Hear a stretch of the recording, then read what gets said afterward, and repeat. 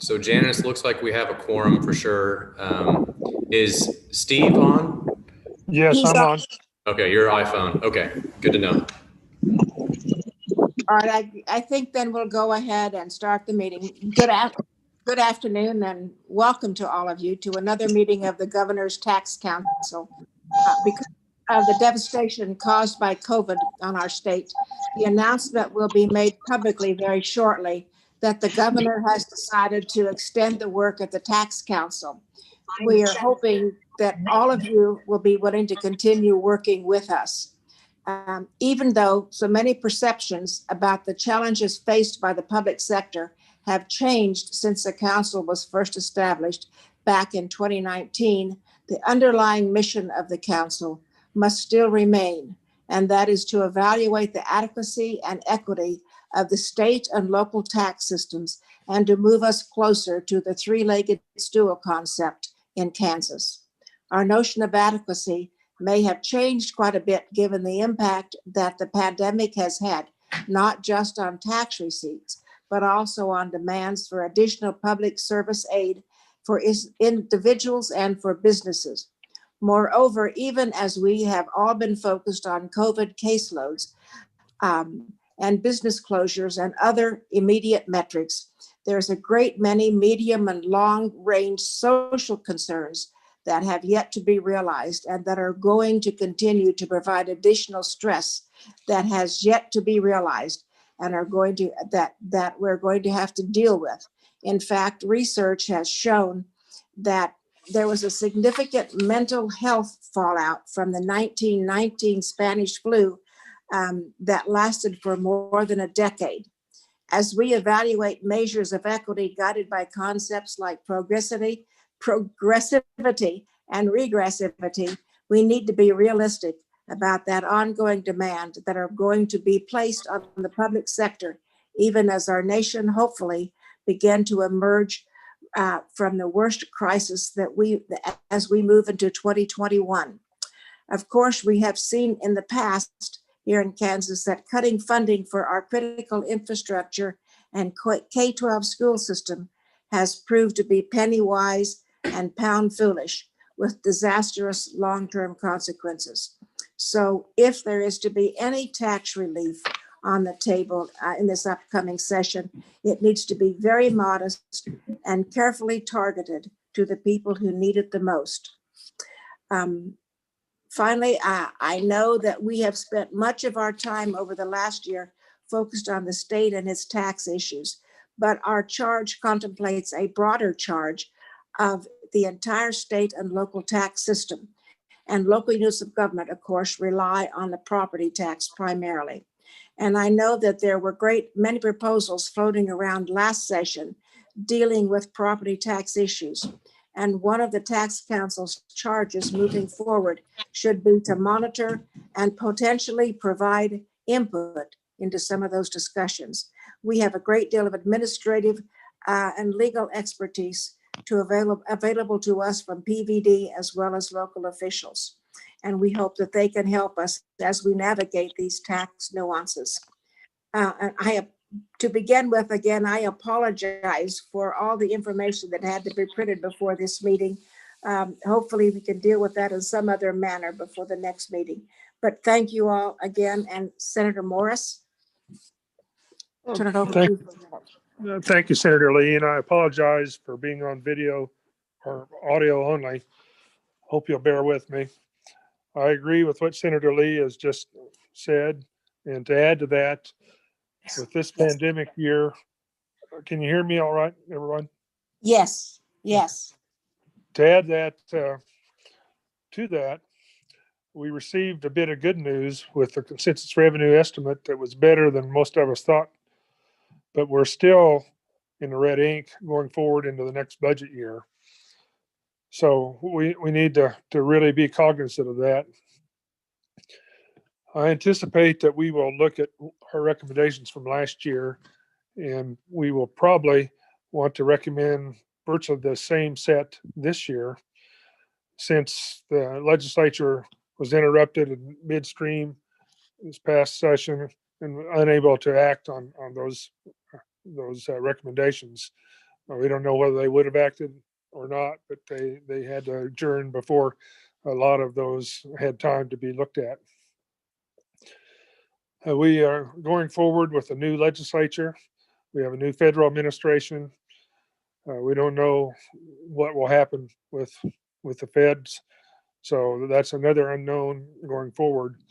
I would anticipate once the legislative session starts that we would have 1 or 2 regular meetings throughout the legislative session to sort of see where we are and where the legislature is with their tax committees. So with that, thank you everyone for taking time to participate this afternoon.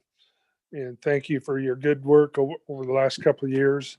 I know we thought we would be finished by now, but as if the pandemic wasn't here, but we know this is a difficult year and we need to go forward. So thank you, everyone. All right, thank you, Senator Morris. We will turn now to division of the budget. Larry Campbell. Thank you, everyone, and welcome this afternoon. The information was sent to you in attachments, and that's what I'll be addressing today. And I'll take my time and identify where I am so that it'll be easy to stay with me. One of your attachments was labeled, I think maybe 04 October Revenue Fund. That'll be the first attachment I will be addressing. October Revenue Fund. Do I see some nods that you've got it? Oh, okay. Okay, that attachment, there are 2 pages. The first page is the year to date for us, the fiscal year to date 21 for the state, which is July through October. And then the second page was strictly the month of October. So I will be only talking about the first page, which is FY21 year to date, or FY year to date. And on the far left, and to acclimate you, many of you are familiar with this, and really the heavy lifting will be when you want to look at this on your own. I'll just touch briefly on some of the components, but it's provided for your use for later. On the far left column is a box which says revenue source.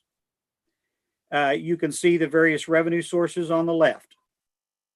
Then the middle column compares where we were, the far left column in the middle box, which is, I'll just use an example, motor carrier. You see 3,450,000. That number was estimated in April during our April CRE, then adjusted for legislation, which wasn't much, but there wasn't much adjustments. But you'll see where we estimated revenues in April. Then the next column with, again, using just motor carrier as an example, the next column shows the actual received to date. And that is 3,349,000. Then you'll see the change, the dollar change, and the percentage change. So staying in that middle box, in April, you'll see down at the bottom, well, just go to total taxes. Total taxes, which is a little bit up from the bottom, we had projected $2,678,000,000. But then in what we actually have received through October is $2,849,000,000. So yes, to repeat Mr. Norris' comments, we've had 4 good months of strong earnings, and in summary, our tax revenues are 171 million over what we had estimated just in April. Then to continue down, then the next box is there's more to the revenue picture than just taxes. And the other things are interest. We exceeded interest significantly. You'll see net transfers were down, and then agency earnings were up as well. But to go back up at the top, to hit the big ones, individual income taxes, we were 47 million over for the first 4 months than we had projected in April. Corporate tax, 37 million. The 2 next big ones are retail sales, were 32 million over what we had projected in April. And then the compensating use tax, 46 million. Then to just familiarize you with this, the next box, the far right box, compares actual for 21, the first 4 months in 21, to actual first 4 months in 20. So having done that, you will see, for example,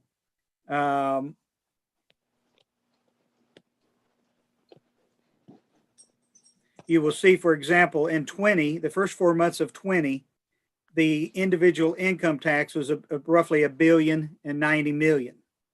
So we are 442 million above that for first 4 months of 20.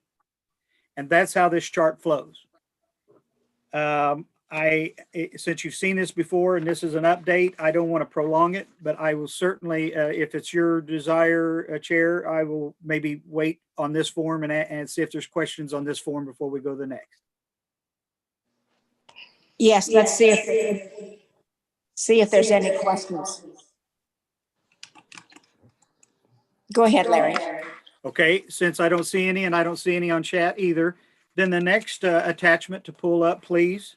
It's, I think the attachment is labeled Short Memo 11-6-20.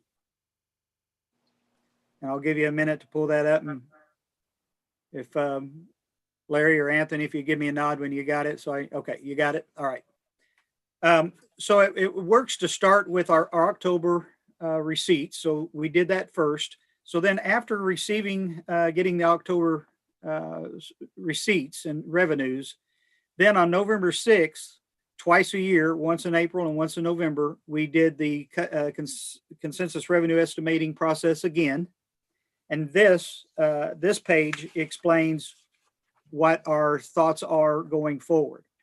And in summary, you will see that we redid the estimates and showed an increase in 21 of 477 million. So for the first 4 months of 21, we were 171 million over. We're thinking that in all of 21, we will have exceeded 477 million over what our previous estimates were. But that's a little complex because that's because of some blips and because of some moving revenues around because of tax policy. Then if you'll look in 22, the third paragraph on that page, we're showing a 2.1% decrease in revenues in 22 over 21. 21 is showing strong, but there's some reasons for that, we think. The group thought, with the stimulus and some other things. But in 22, we're projecting a little bit of a decrease from 21. Then the second page is just the table that shows that gives you the numbers for that. And as you can see, table 1 just simply compares the revised estimates for FY21 and FY22 with the actual receipts from FY20. And then table 2, your third sheet, just shows the changes within FY21. My last statement, and then I'll answer questions, is with the stronger than expected revenue receipts for FY21, coupled with the allotments previously made by the governor, the FY22 budget picture has indeed improved. However, there may need to be some cuts still in FY22 and for sure going forward. The picture is evolving, but it's still, we still need to be very diligent, and FY23 and 24 are going to be tough. And I'll just remind you, the allotments made by the governor that got us to this point were about 360 million.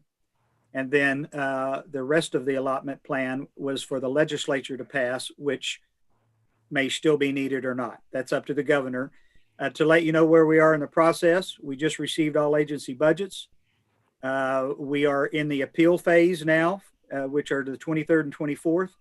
And then the governor begins what's called Gov Week. She comes in and for a couple weeks puts together her budget. And that begins on December 1st. And with that, Madam Chair, I will see if there's questions. Any questions? I have a question. Go ahead. So, Larry, do we have a sense of how much of this sort of better than expected funding is coming from, the CARES Act money that came into the state through enhanced unemployment benefits, the stimulus payments and things of that nature? What happens in those discussions is this. We can try to project why and what happened. Did people just take their stimulus money and buy things? There is a lot of guesswork that goes into that. I don't have a good answer. I mean, we can hypothesize why, but my guess is as good, or is probably not better than Mark with the revenue. Or I've also got on board Sean Toombs, who is the guru in our shop for this. If you don't mind, Sean, do you have a better answer for that? Yeah.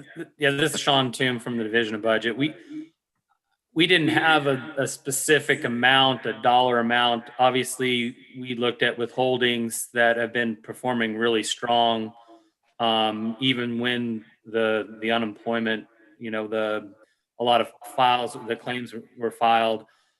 We do think, though, that with the unemployment stuff, that's they elect to not withhold taxes.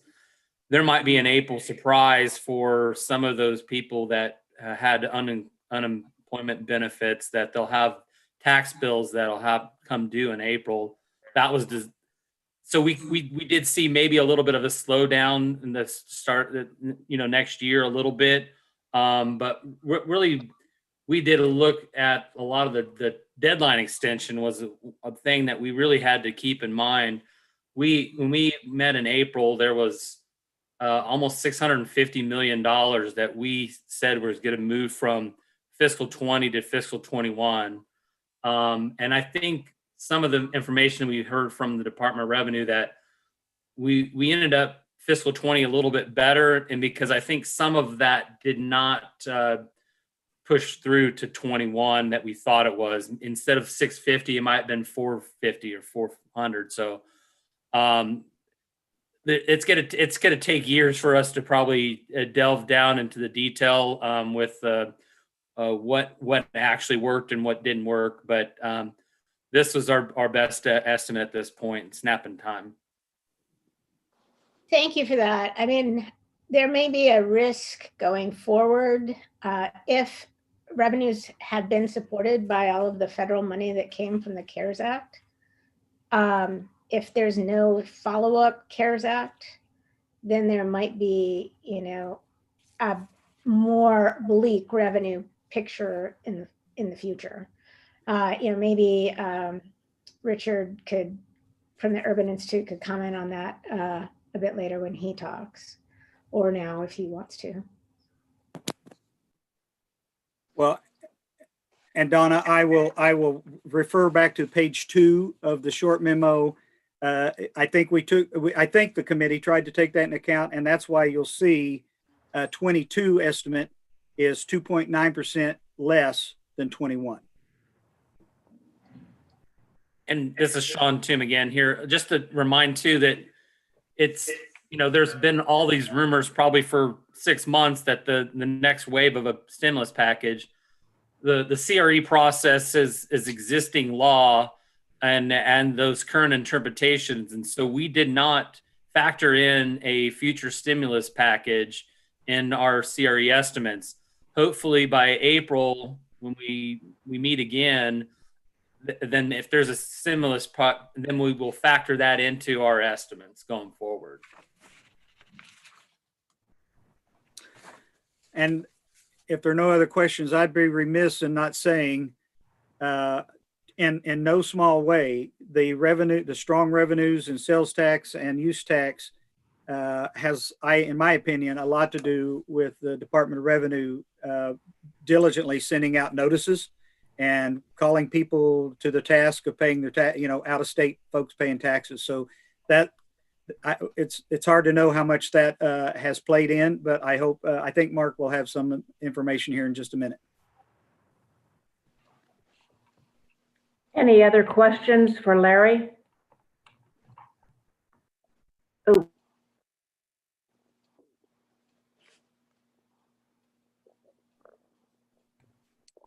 Am I still muted? No, we heard you. Okay, then any other questions for Larry? If Thank you. not, Thank you, everyone.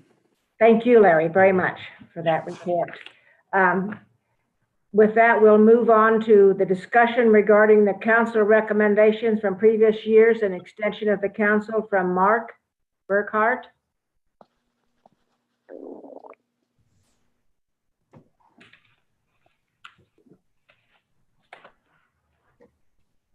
Thank you and good afternoon, everyone.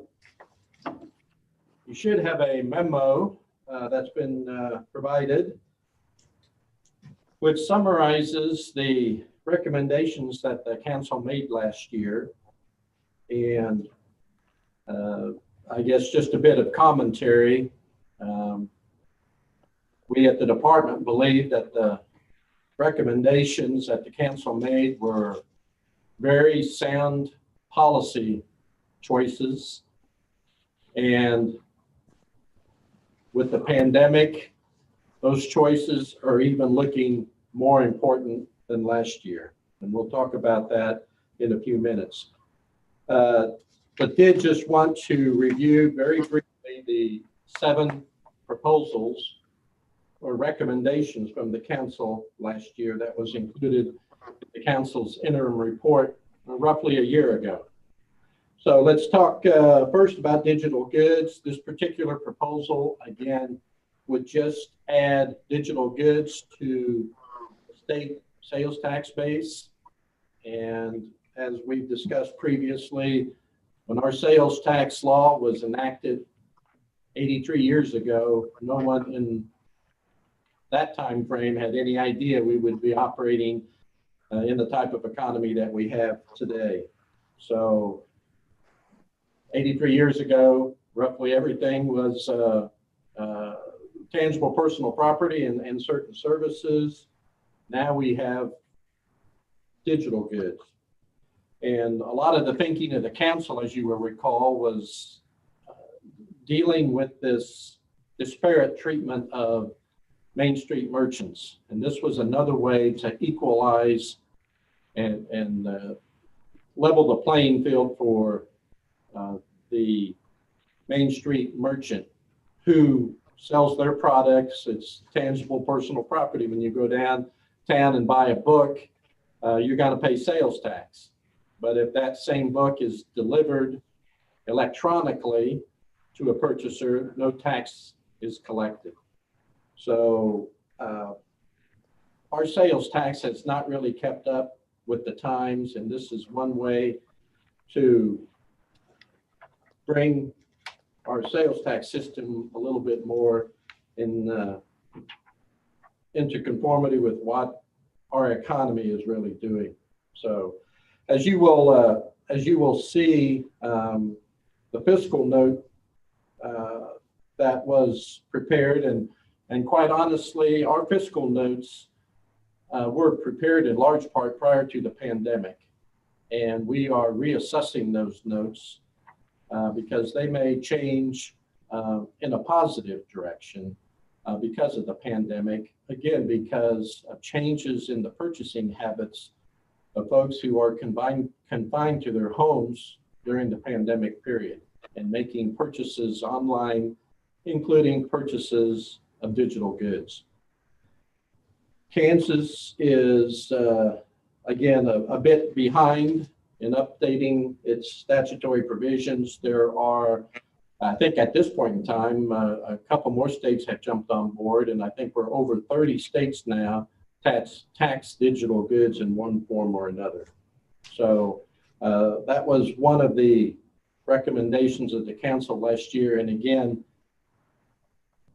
the policy decisions for doing it a year ago make more sense now in light of the pandemic and the fact that there are unintended exemptions or exclusions being granted to digital goods that simply were never legislated or intended. So whether a book is purchased in hard form or in digital form, tax treatment should be the same. And obviously the impact is going to be positive for the state treasury. So let's move on then to the second item that was recommended. It's the marketplace facilitator legislation. And just a very quick review, and again, we spent some time on this last year, sort of going through the history of the state's ability to require out-of-state companies to collect and remit use tax on sales of goods made into the state of Kansas. And again, as you will recall, our Sales Tax Act and our Compensating Use Tax Act were both enacted in 1937. 8 years later, in 1945, the legislature enacted a statute that basically required out-of-state companies to collect and remit on sales of goods into the state of Kansas. Along comes the United States Supreme Court decision in National Bellis Hess in 1967, and that sort of put a halt to any efforts by the department to require out-of-state companies to collect and remit.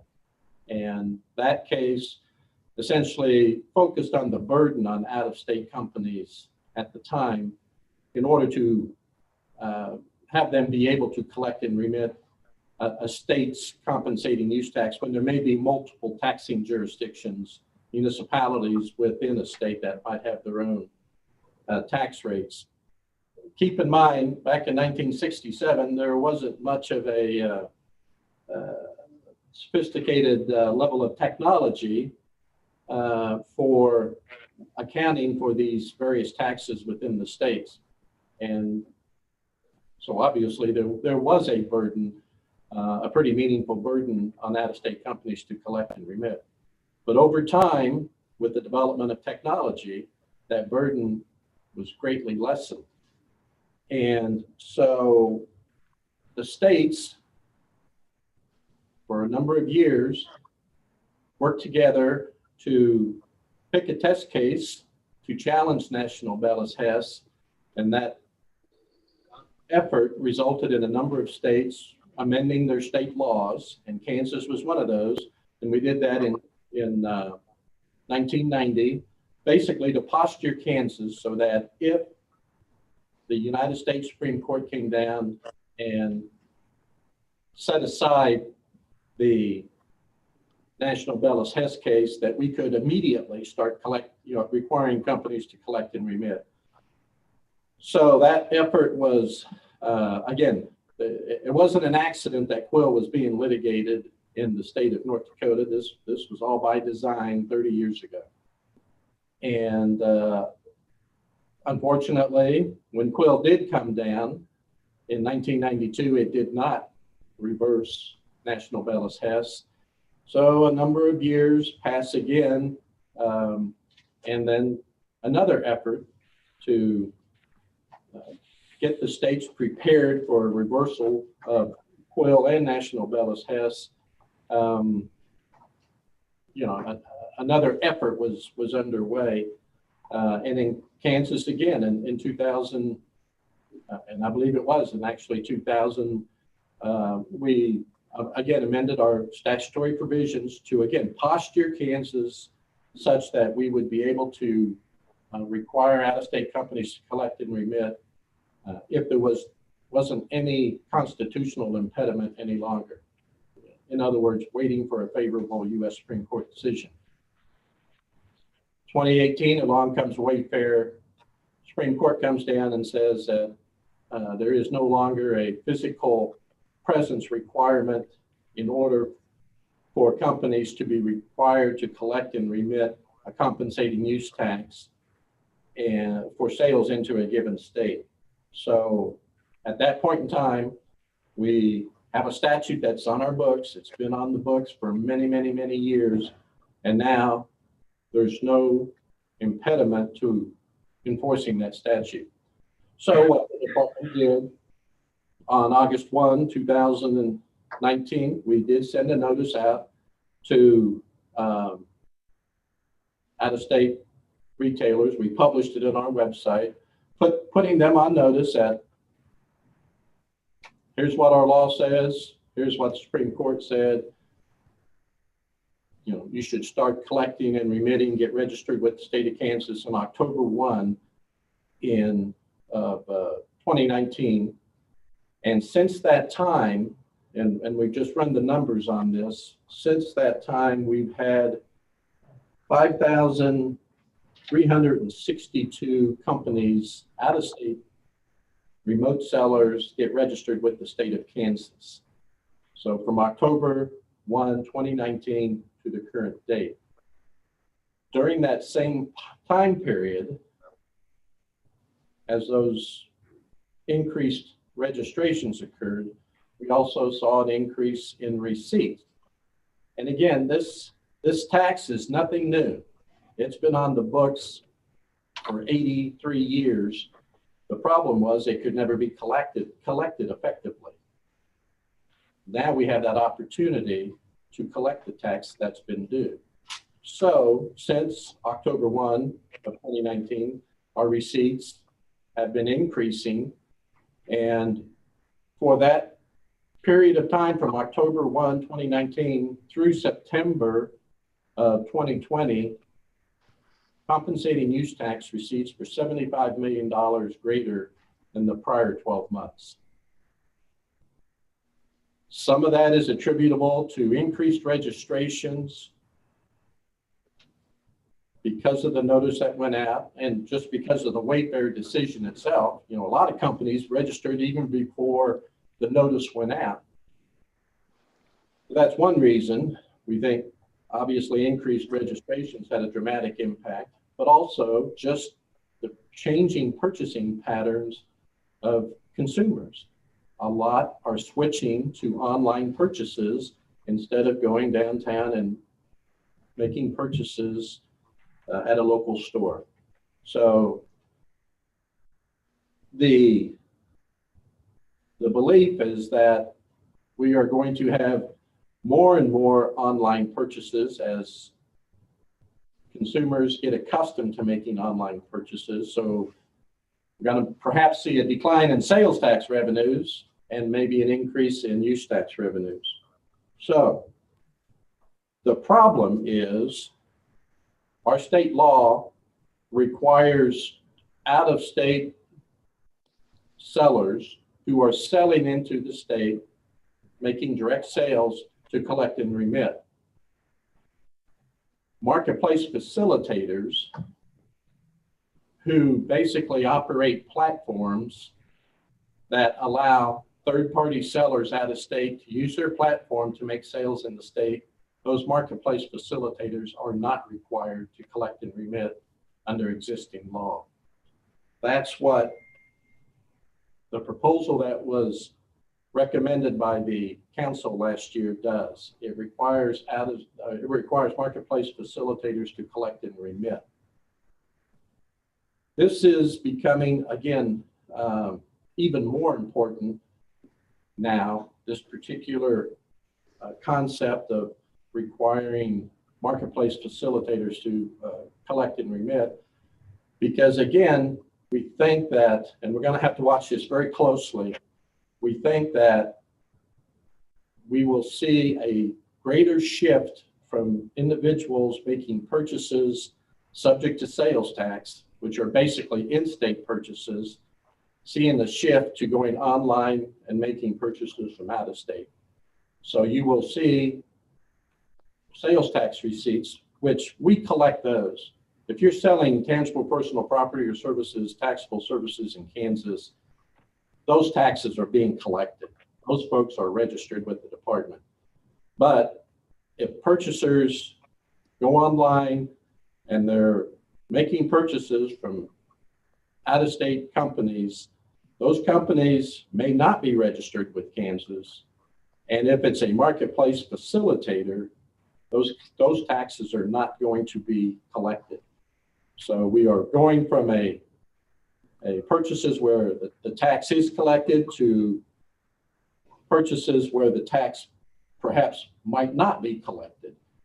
And you're saying, well, how meaningful are the sales from marketplace facilitators? We've done some checking on this, and some of the largest e-commerce retailers in the world, the percentage of sales that they make on their platform, and I'll just give you the example, is Amazon. Over 50% of their sales are not their product.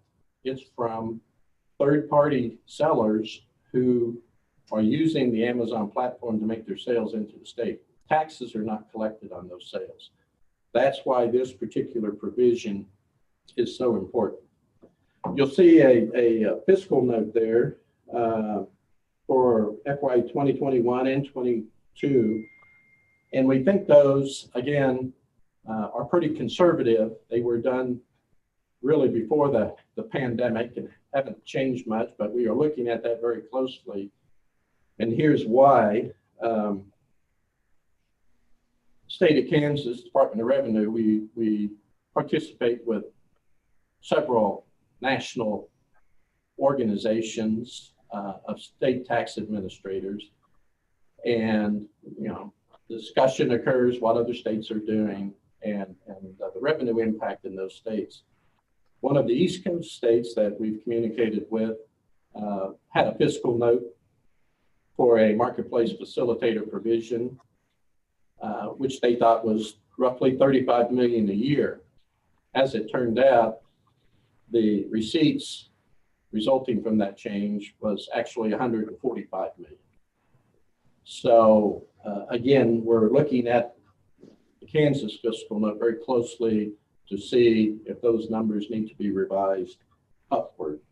So anyway, that's the second proposal. Again, this is a very, very important piece of legislation. Kansas is just one of 3 states that doesn't have a marketplace facilitator provision.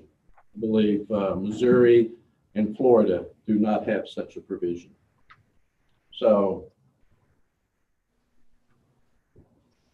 Larry was going through the receipts for October and this fiscal year, and you can see the growth in compensating use tax because of the changing purchasing habits of Kansas consumers. In this year alone, and just since January, the state of Kansas, and this was pre-pandemic, collected the largest monthly amount of compensating use tax in state history. It was 52 million. We followed up in July with 50 million, and we followed up in October of 50 million again. So 3 months in this calendar year, 50 million or more, really emphasizing the fact that we're just seeing more and more purchases being made online and tax beginning to be collected on those particular sales into the state of Kansas. So that's enough for that particular proposal. Again, I guess just to go back for a second, there were a number of bills introduced last year, and the council's bill was one of those. And again, we are hopeful that there will be more serious consideration during this coming legislative session. We're all still wondering how the session is going to develop in light of what's going on in the country with the pandemic, and hopefully some very important pieces of legislation will be able to make their way through the process this year. So the next item that the council dealt with was a recommendation that a refundable income tax credit be enacted. And this would be basically for food sales and again, we kind of went through the history of these types of programs in Kansas. The law that we have on the books now basically grants a $125 credit based upon the number of exemptions for a particular taxpayer. There's no refund, and there's no carry forward, and it's just not used very often. This current system was put in place, I think 2012. Prior to that, we had a system like what the council recommended, that there would in fact be a refund available to taxpayers. When we were having hearings last year, we had a number of conferees come in and talk about the need for some targeted relief for families in Kansas, instead of just doing a 1 penny decrease in the sales tax on food. And keep in mind that a penny on sales tax is the equivalent of about $60 million in state revenue. So instead of just lowering the sales tax by a penny on food, which is worth $60 million, which doesn't give much relief. If you look at a family who spends $200 a week, you extrapolate that, you basically get tax relief of about $2.15 a week if you lower the sales tax on food by a penny. But if you target the relief to those who really need it, you can get a much more equitable result. And the estimates that we were doing was that we could see perhaps as many as 400,000 families benefiting from a targeted relief package, which would, if, for example, a married couple could receive a benefit of $240 a year, instead of the credit that they may or may not qualify for, and it wasn't refundable and it couldn't be carried forward. So in any event, that was the recommendation of the council.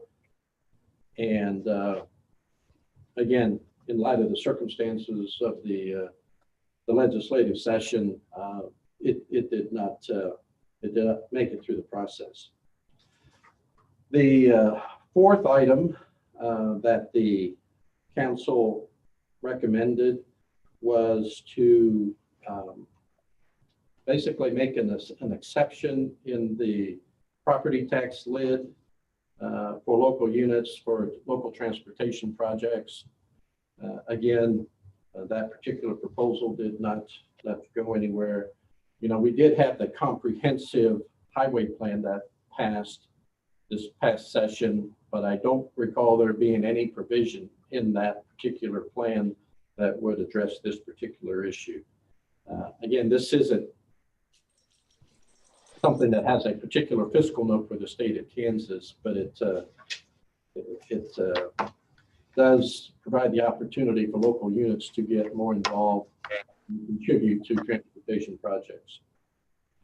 The next item was a recommendation that the legislature fund the local ad valorem property tax reduction fund, the LABTRF, which hasn't been done since, I believe, 2002, by funding that.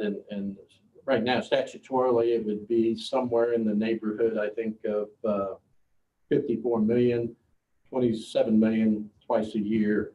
Again, that didn't really require legislation, but that did not occur as well. And again, it was just deemed to be a mechanism to provide some local property tax relief. The fifth, or the next recommendation, sixth recommendation, just reaffirmation of a three-legged stool for funding state government, property sales and income taxes in theory, having a roughly equivalent amount for each. That has been sort of a staple of the Kansas tax system for a number of years now. And again, because of the pandemic, perhaps has contributed to where we are financially in the state, notwithstanding the pandemic. States that rely so heavily on a single tax, I think Florida as an example, heavy sales tax. I can't imagine what Florida, if they rely on a sales tax and they don't have folks coming into the state vacationing there, spending dollars, what that is going to do to their state budget. So again, the council recommended that the three-legged stool approach be reaffirmed, and if the council were so inclined to make that recommendation again, perhaps some indication that this particular approach to state finance is even more important now, just because of what we are experiencing with the pandemic. And then the final item was the note of caution to the governor and the legislature to be careful about making any drastic changes to the funding structure within the state, simply because the state was still digging out of a very deep hole, I guess, or trying to get itself out of a funding hole resulting from some tax policies that had been in place for prior years. And even the suggestion of having a rainy day fund. Again, this might be an area that, in light of the pandemic, more emphasis also needs to be made on the fact that we need to be careful going forward. This might also be an area, if the council was so inclined, to make some reference to the need for additional federal stimulus. Dr. Ginther mentioned that previously. We don't know, we can't quantify at this point in time what the prior stimulus has meant to the state of Kansas, but it has obviously helped jobs. And additional stimulus at this point in time would be appropriate and perhaps should be recommended as well by the council. So that's a very quick review of the proposals that the council came up with last year. We'd be happy to answer any questions. Any questions for Mark?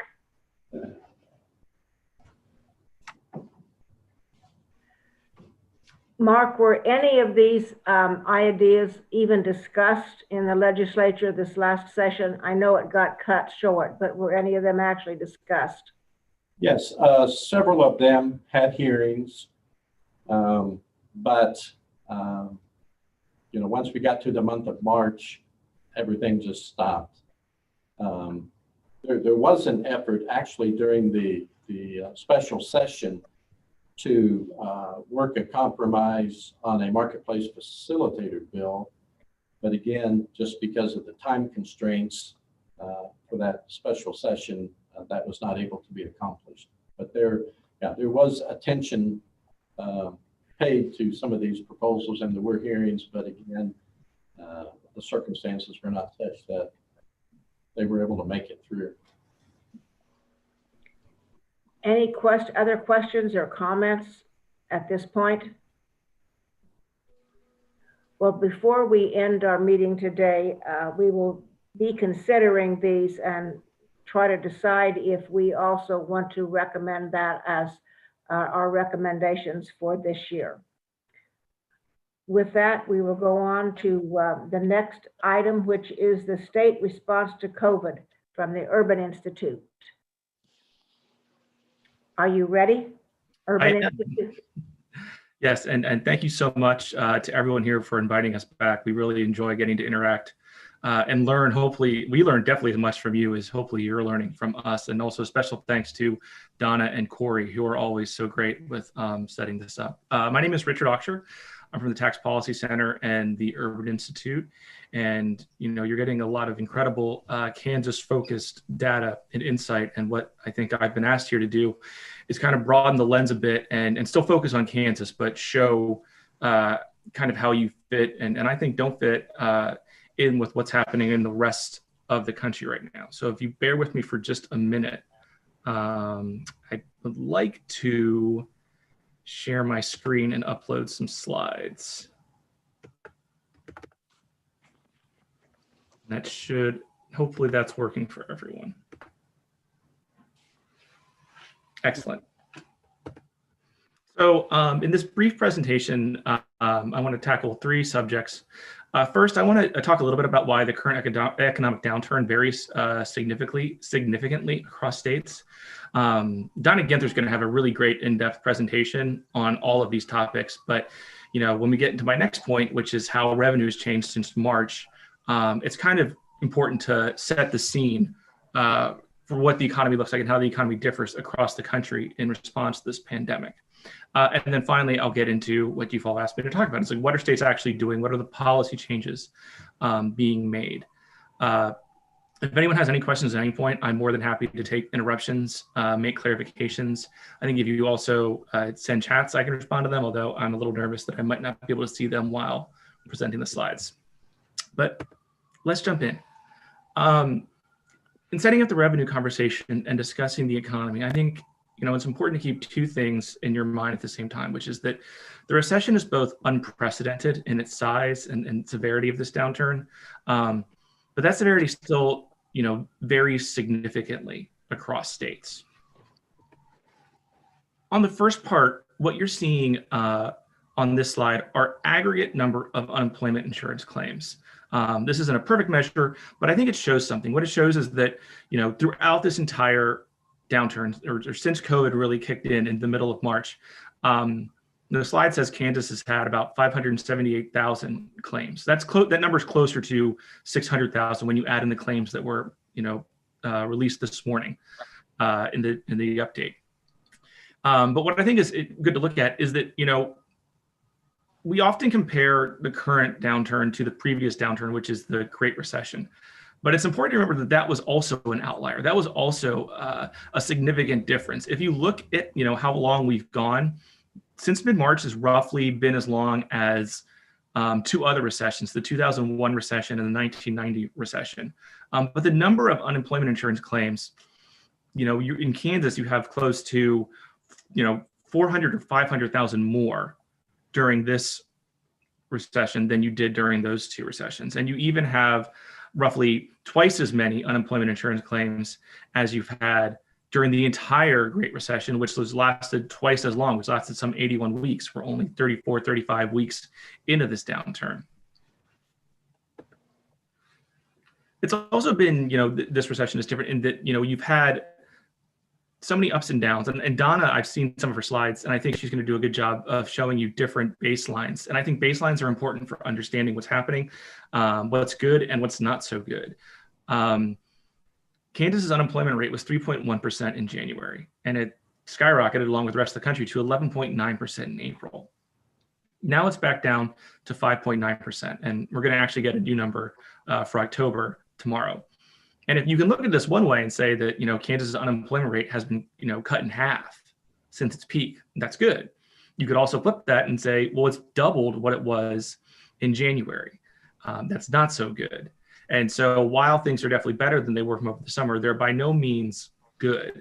And you can see this too if you look at Kansas and its neighbors. Kansas and its neighbors typically have, unemployment rates, roughly in that, in that range of 6 to 7%. They're all below the U.S. average, which is I think 8% on this slide, but is now closer to 7% with the October update. But they're all lower, but they're all still significantly higher than the rates were throughout 2019. And if I was to expand this graph and push it back to 2008, you would see that the unemployment rates in both Kansas and its neighboring states are roughly what they were, at the beginning of the recovery of the Great Recession. Not the max, not the highest that it reached during the Great Recession, but still relatively high when there was still a lot of work left to be done in the recovery and still a need for assistance as states came back from the lows. And of course, they're now coming back from, even a deeper hole during this recession in states across the country. If you look at private job losses, January through September, Kansas has lost about 5% of its private employment. Again, like with unemployment rates, that's both, relatively good compared to the national average, which is closer to, I think, 8%. And the same is still true, and the same is true of its neighboring states. If you look at Colorado, Iowa, Missouri, Nebraska, and Oklahoma, all with roughly 5% of private job losses. But that's still significant. That's still an incredible change that I don't think, you could have possibly imagined back in January. And that's still the hole that we're all trying to dig out of as things get better. One important thing to note is that in all of these states, except for Oklahoma, the industry that has seen the greatest percentage of job loss and the greatest number of total job loss is leisure and hospitality. Oklahoma is a bit different because they are so reliant on on the oil industry, which is included in mining in BLS data. That was its largest percentage drop. But, one reason that, the economic downturn is bad everywhere, but more severe in some states, is that the leisure and hospitality industry, or accommodation and services, whatever you want to call it, has just been absolutely hammered. And the more a state relies on that industry, the larger that industry is, the worse the economic pain has been. If you zoom out, this is a map of GDP declines in the second quarter of 2020 compared with the second quarter of 2019. And you'll notice that the states that have seen the most significant drops, Hawaii, nearly 14%, New York, 12%, Vermont, 12%, are states that have a very large accommodation and food service sector. And what's important to note about that is the correlation, at least at the moment, is not necessarily with COVID cases. Vermont's a good example of this. Vermont has the lowest number of COVID cases per capita of any state in the country. But its economic, decline, and, that's both GDP and the number of job losses, it's high. It's lost like the third highest percentage of jobs since this all started. That's not because the state has a lot of COVID cases. It doesn't, but it's because it's so reliant on those service industries that have been particularly hard hit. And I think as, at least during the summer and fall, this was still true even as, executive and government regulations were pared back, because it's not only explicit government restrictions, it's changes in behavior, in consumer behavior, in where you shop, how you shop, where you go, the restaurants you visit, whether people not going to sporting events or to movie theaters. And so the more your state has been, or the larger those industries are in your state, the worse it has been in terms of your economic decline. Another one worth noting, though, is also energy states. If you look at Oklahoma to your south, has been particularly hard hit. That's not a direct result of people not being allowed to go to their jobs, working in oil or other energy industries. That's been because people are driving their cars less, people are flying less. And as a result, that has these ripple effects that can go back and cause job losses. And so it's an interesting mix. There are a lot of factors that are determining whether a state is severely hurt or just merely hurt. Because, while there is this severity, the unprecedented nature of this downturn is true in states across the country. Why are Utah and Arizona one of the lower in terms of how they've been hit? That's a great question. And I am going to defer it in a way in which I talk about that, I just want to be a little humble, and that you would have to look into everything about that state. I think we know enough to say that if your state has a very large service sector, it is going to be hurt. It has a very large oil sector or energy sector. It is going to be hurt. Now, what keeps, like Washington's is another state, I guess my guess would be, and we'll talk about this in a minute, certain sectors have not been so much hurt. If you are working an office job and you've simply transitioned to working that at home, you might still be earning the same amount of income and generating the same amount of economic growth. And if there just aren't that many service sector employees who have lost their jobs, you might be able to tread water more than a state like Nevada or Hawaii, who is so reliant on drawing people in and drawing people into certain places for economic activity. Okay, thank you. So, and that's a good way of setting this up, which is when we're going to talk about state revenue changes. And there's also this significant variance, which is going to go back to that point about why are some states better than others. And I'll get into what we know and what we don't know. And then I think, also for this group looking forward, I'll touch on why there's a case for optimism, but a better argument for caution. And so this was touched on in one of the earlier presentations, and I do think it's worth flagging that.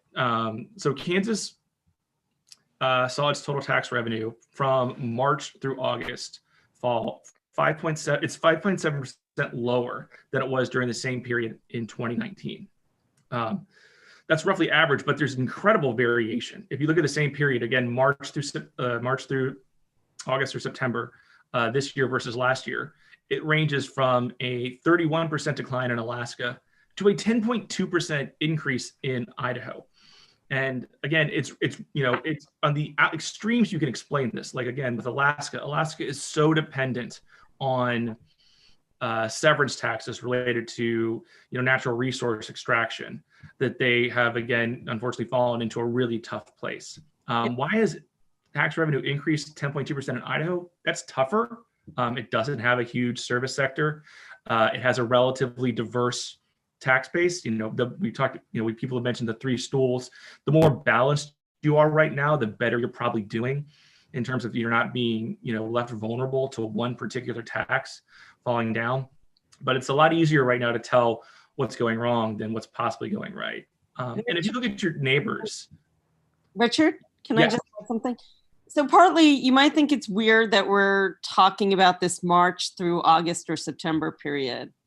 Partly we started looking at that rather than fiscal years and just quarters to acknowledge the fact that because of the tax shifting that happened at the end of the last fiscal year, different states put some of that money that was shifted over the summer into the prior year worth this one. So partly we started looking at the March through August period or March through September to get away from the fact that there was significant shifting of when income came in over the last 6 months. That's it. Right. And it's again, us trying to do as much apples to apples as we can, given that there's been all sorts of variation. And if you look at your neighboring states, again, you see a pretty sizable range. Colorado and Nebraska have been relatively flat. Whereas Missouri and Oklahoma have seen losses. Missouri similar to Kansas, exactly the same as Kansas, 5.7%. Oklahoma 6.6%. Again, it's easier for me to say Oklahoma's had a tough time because of its dependence on severance taxes. It's a little harder to, we've looked at this to figure out why Nebraska and Colorado have remained. But it's also worth pointing out that 0.3% growth is not much growth, and that there are a few states who are doing well. There's mostly, treading water, doing poorly, and doing worse. And again, it's difficult. We're doing the best we can to come up with this, but there's a lot of inputs here based on the prevalence of the virus, what a state's major economic sectors are, and its revenue system. Like, what taxes are you dependent on? What taxes are you not dependent on? And all of these are affecting how states are doing. But lessons learned so far, we do know a few things. One is that the income tax revenue declines were not as bad as originally predicted. But unfortunately, this is kind of a sad story in that the most negatively affected workers during this downturn have been low-income workers, the workers who work at hotels, restaurants, who work in those service industry jobs, who have seen such dramatic falls in their employment levels. But these workers, one, they often do not withhold tax from their paychecks. So that hasn't seen a change in the amount of tax coming in. And then also for many low-income workers, states have provisions that prevent them from paying income tax, whether those are standard deductions or earned income tax credits. The fluctuations in these workers' incomes are not working and working doesn't actually have a big effect on a state's tax revenue, whereas people who work higher income jobs, who have been able to shift from working in an office to working at home, they're still earning a paycheck. They're still having their tax withheld, at least so far. It's a worse story on from a tax revenue perspective on sales tax, where we really have seen, again, it's these service industry jobs or service industries that have been most negatively affected. And so states that rely on this, states like California, Florida, Hawaii, New York, have really seen a downturn in their sales tax revenue. And I think this was brought up in the previous conversation. There is definitely some substitution. Some people who are not going on trips or are not going to the theater or not going to a sporting event, maybe will purchase more stuff at home. And hopefully, because we have online sales taxes now, some of that's being made up. But if your state is, or your city, which is another huge component of this, is specifically dependent on those things and the taxes related to those, in-person service sector jobs, you're going to see negative effects.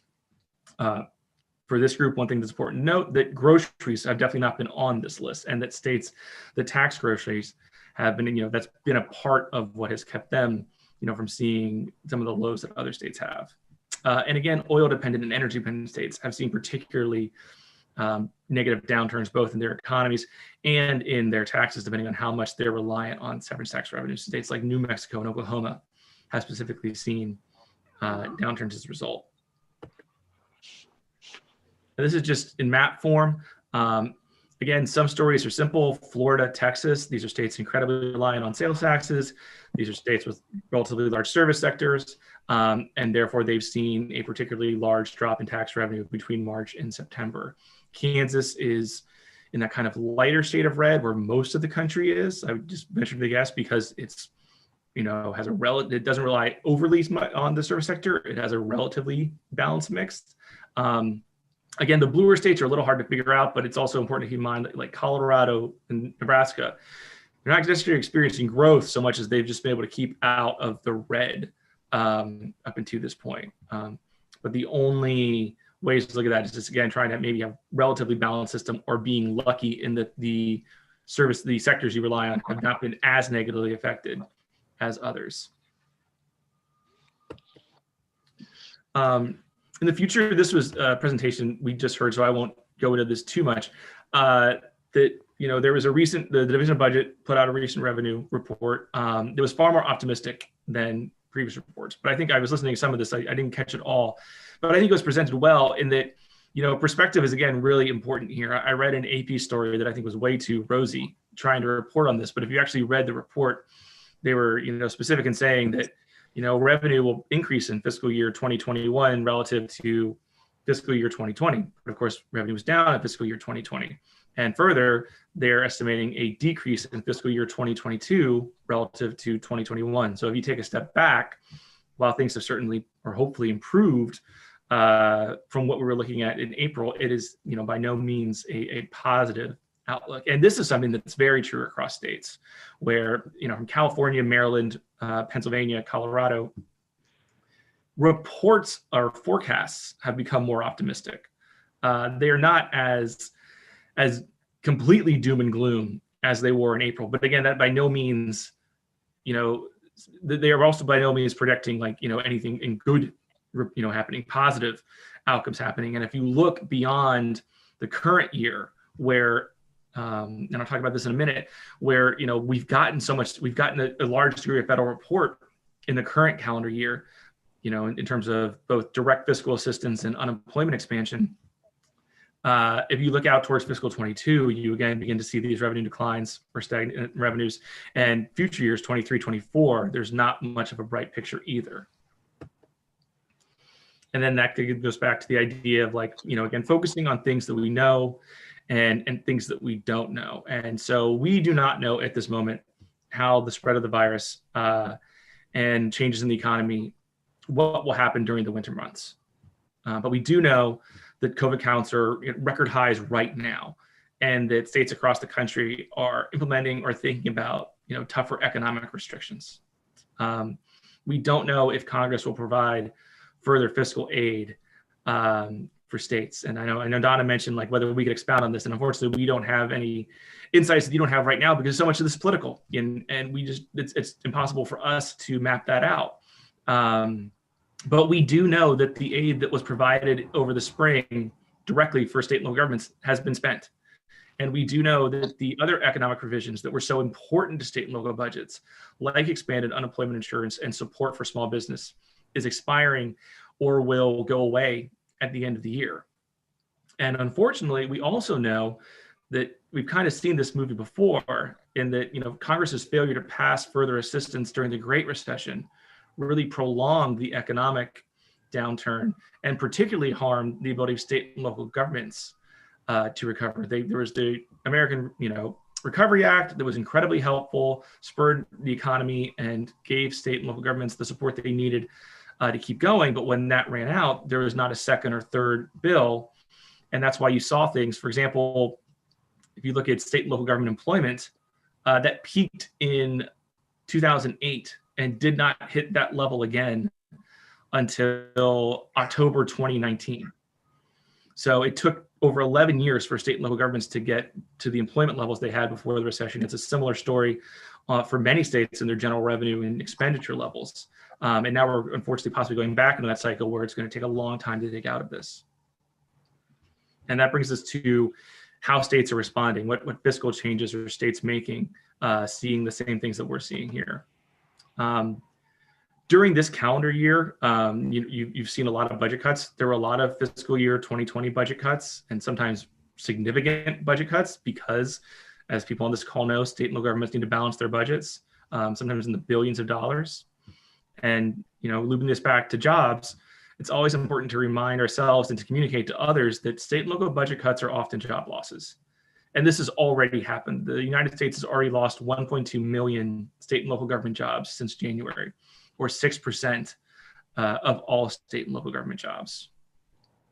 Many states are also planning for additional budget cuts in the current fiscal year. This is a little less set in stone because a lot of this will then get worked out during the 2021 legislative sessions.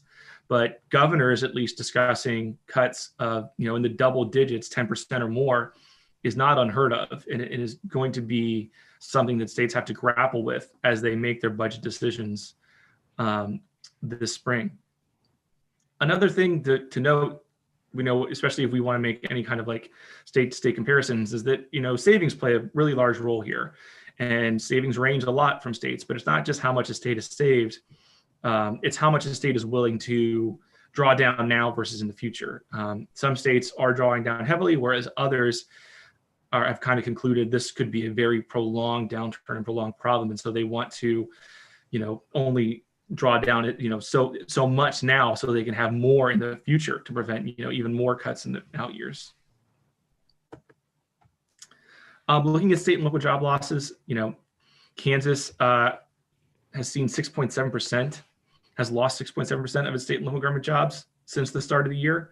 Again, pretty close to the national average, around 6%.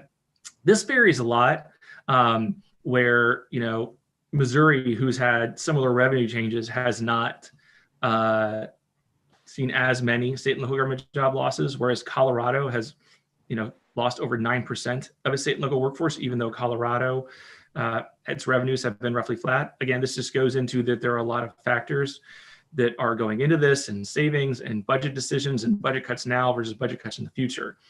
But it's a similar message where across the country, state and local government jobs are being lost. There's just variation because of these other factors.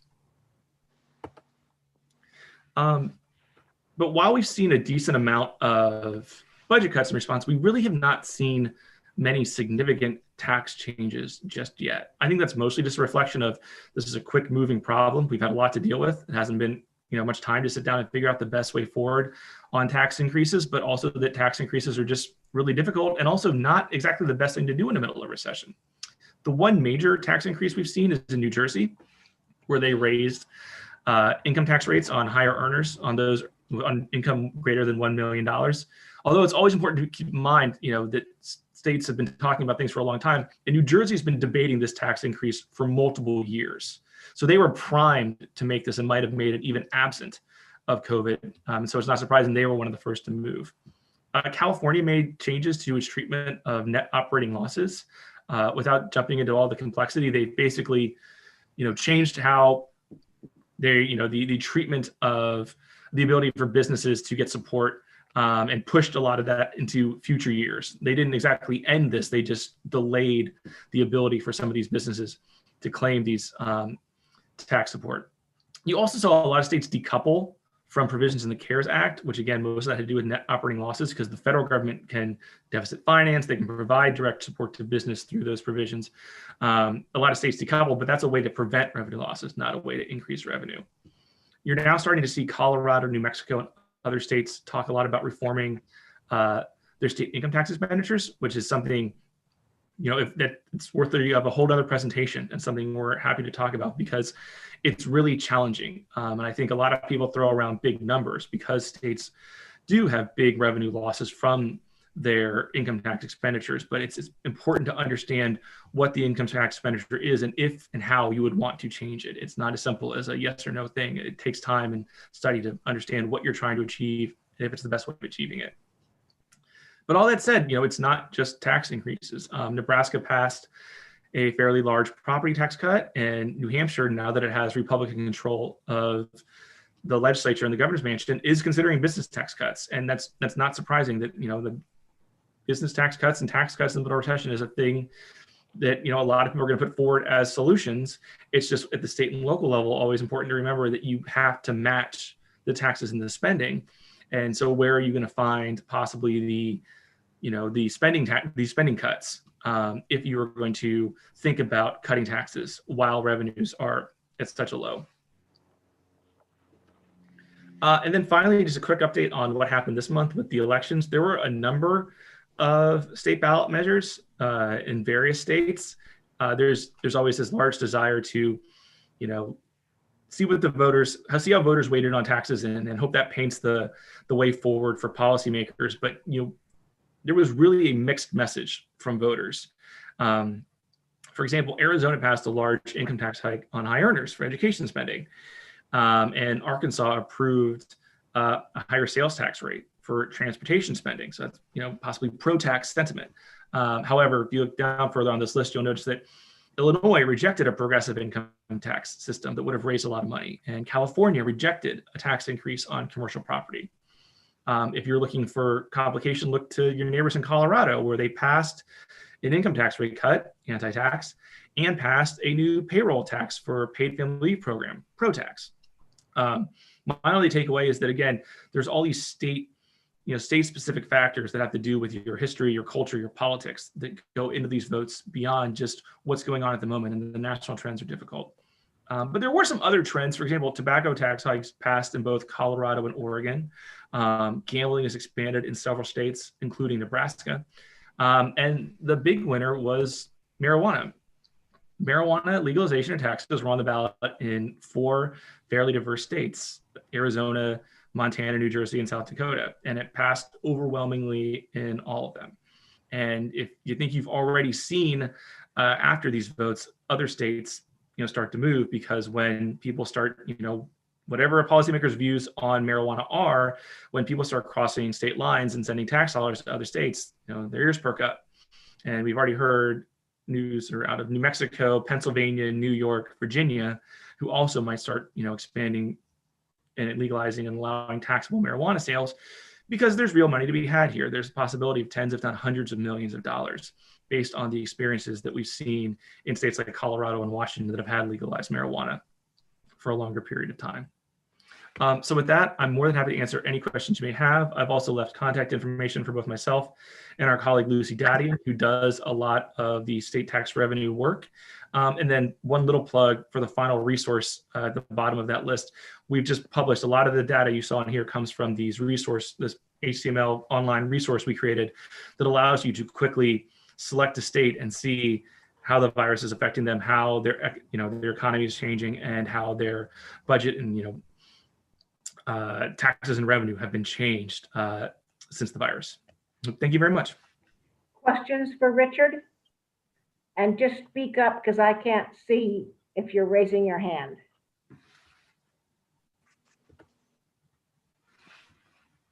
No questions at all? So, Go ahead. Richard, I think that I guess we're really uncertain until we have a new administration and see what's going to happen. Yes. If you want my honest opinion, I would not be optimistic if there is a Democratic president and a Republican Congress, just because that's based on how those two have interacted in the past. But there is continuing pressure. I mean, we're putting out a blog post saying how important it is that Congress stay focused on the need for federal assistance. I think this is known. So if you could be optimistic and that it's clearly on the agenda, and but it's a really challenging politics question in addition to being a policy issue. I don't know if Kim wants to share other thoughts from our national perspective. We've heard some rumblings about whether they're going to try and do something before the new president comes in. I feel like that's unlikely. Because of where the new cases are hitting, I have a little bit more optimism in thinking that maybe they'll try and come to some agreement. Again, partly, I feel like Joe Biden has much more experience dealing with the Senate. And so hopefully maybe some of those relationships might free up some things. And so we're still going to see a lot of this be kind of fraught, and who knows, but I feel like having somebody who's more consistent in power might at least make there be some, I don't know, I've said it every time that I can't believe they haven't passed another stimulus bill. And I feel like there has to be something else going forward, especially what's going on with unemployment and the fact that we're going to need money to roll out whatever vaccines we have.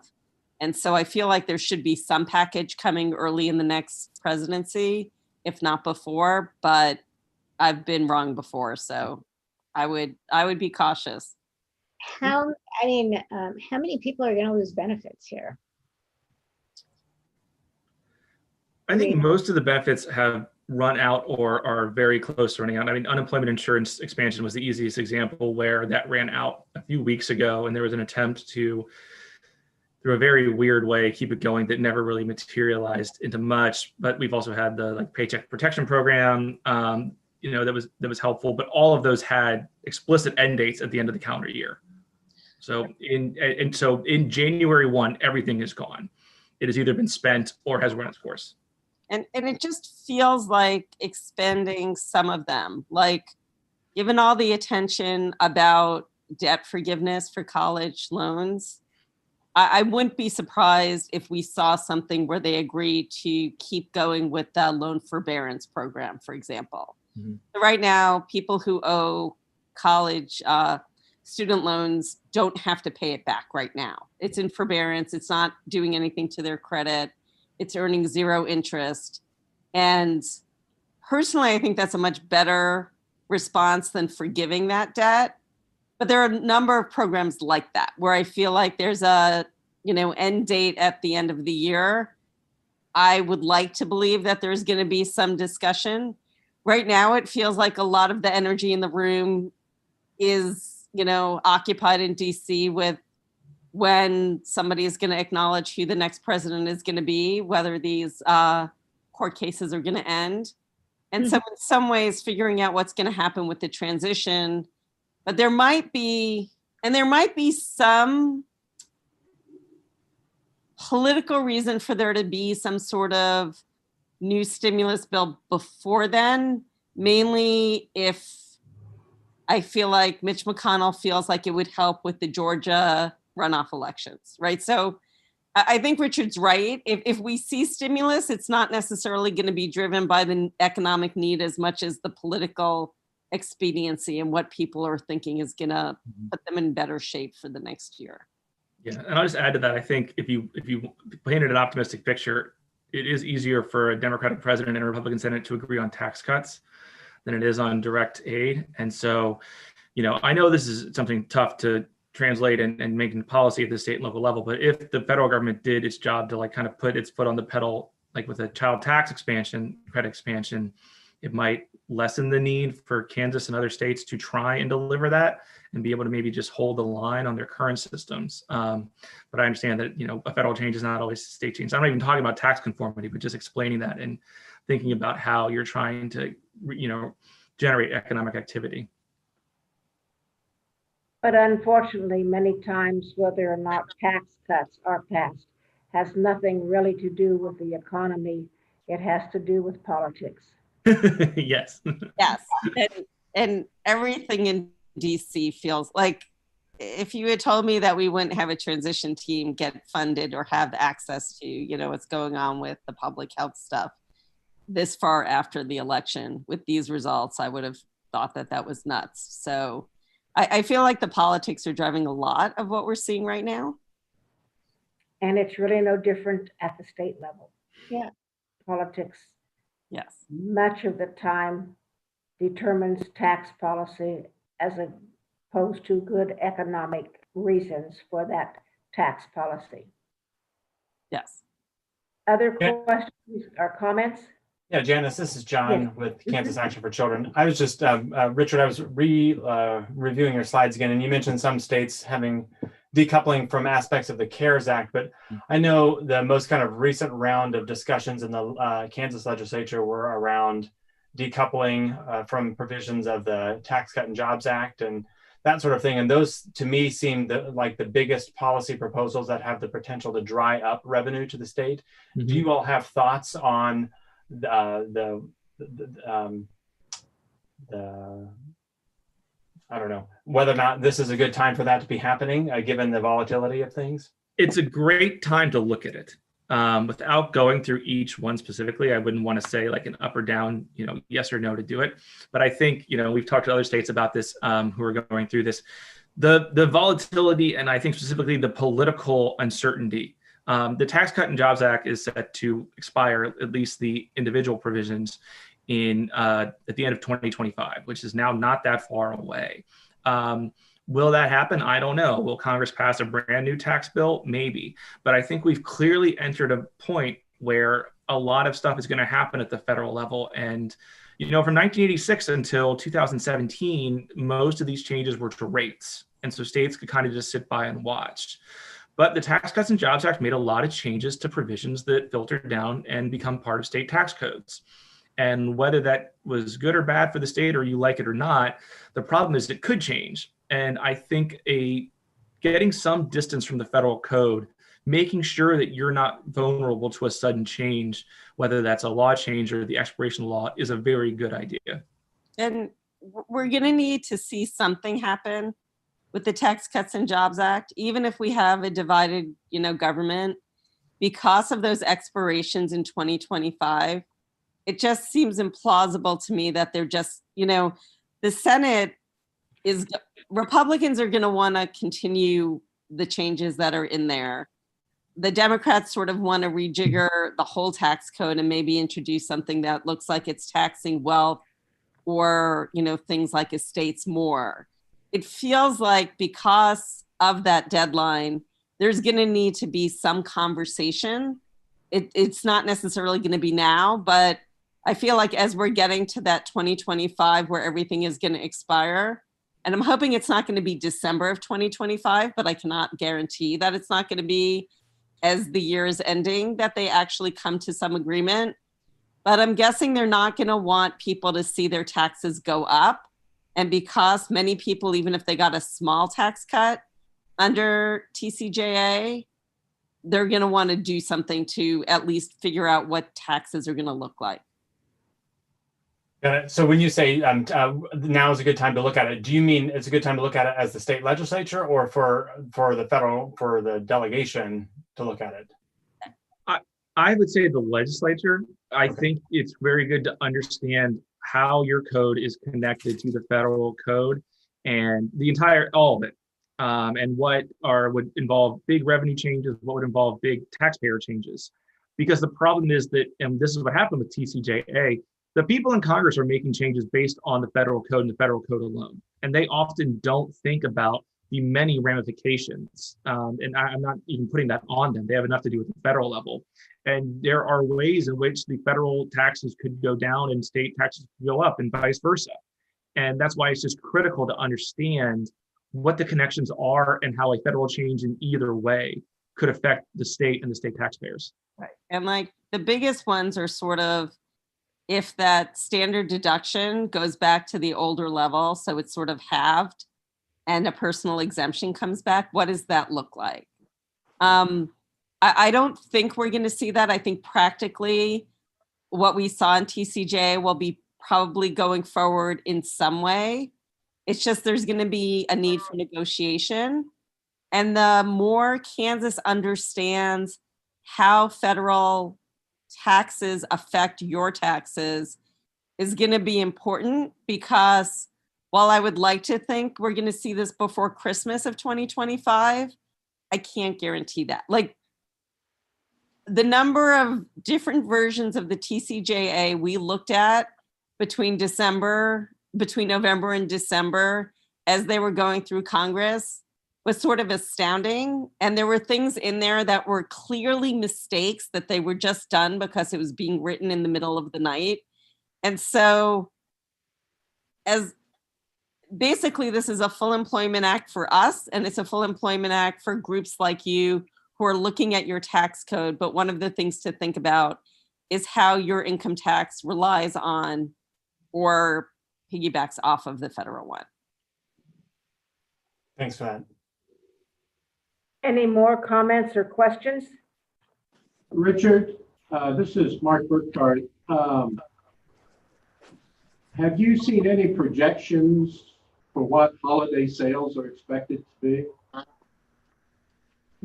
That's a great question, but I have not. The only thing that, again, I've seen is the idea that, and I think this was touched on, well in the presentation about online sales revenue and how more people are shopping online, and that's clearly a thing.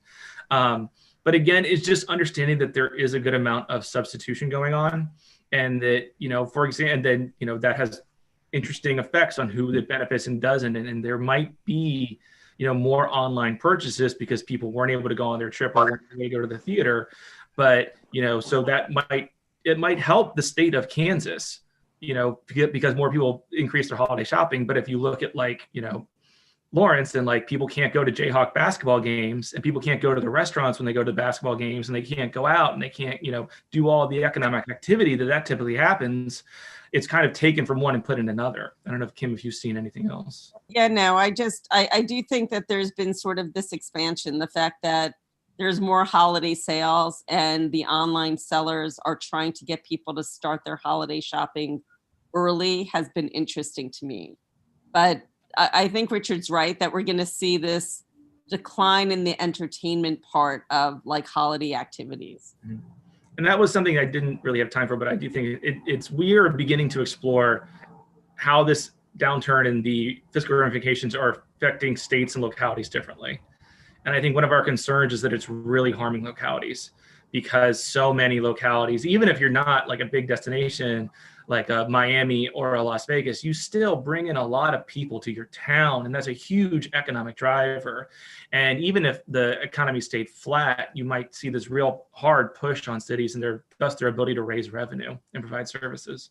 And that's partly because they have a lot of their revenue coming from things like hotel taxes, parking taxes. And so when you don't have that activity or going out, they're not getting those tax revenues in. Has there been any study, and I assume because it's so few states that still tax their groceries, but has there been any study to see what the shift has been from sales of food in restaurants to sales of food in grocery stores? And I'm thinking of specifically in the beginning of the pandemic when there wasn't enough meat. Right. It was, but one of the things we've seen in Kansas, and I just read an article on it yesterday, was they've set up a connection now, an online connection between local farmers that can take their meat to a locker, and the connection between those and individual people who are buying from them. And I don't know how many of those are actually paying sales tax. And I don't know, one of the things that is one of the few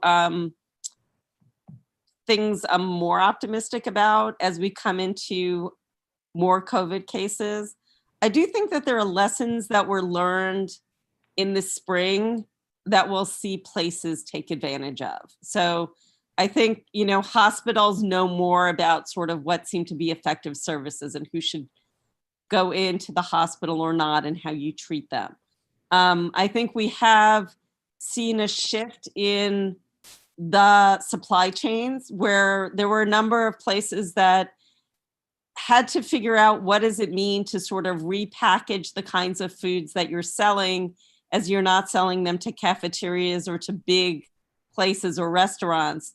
And I feel like some of those shifts and some of those new methods of distribution are now in place. So I'm hoping that even if restaurants and bars close again, we'll see there be more access to different kinds of food and activities. But I don't think anybody's studied per se what it meant for sales tax revenues. I just this Go ahead. morning saw some information from the National Retail Federation who said, and I'm not sure I track all of this, but notwithstanding the pandemic, that holiday sales will be solid. And the survey, the annual survey done by Deloitte,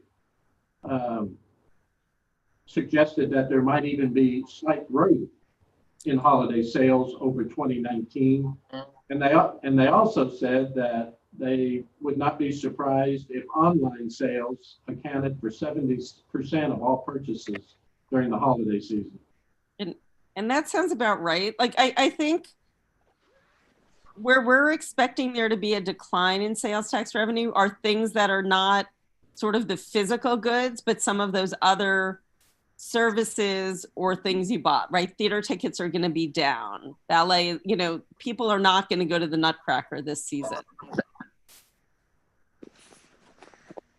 Did you have a question, Steve?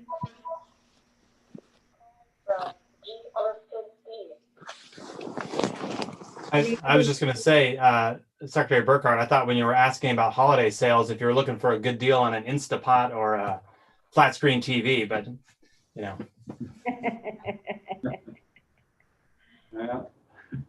Other comments or questions? Well, Richard, thank you. And Kim, thank you very much. It was a very interesting presentation, interesting and educational presentation.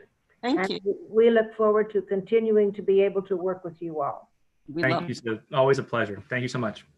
We are now scheduled for a 10-minute break. Do you all want to take a break? Okay, let's go ahead and do a 10-minute break, and we'll plan on coming back at about 2:50. Please don't leave. We'll see you at 2:50. Hey, Kim and Richard, thank you.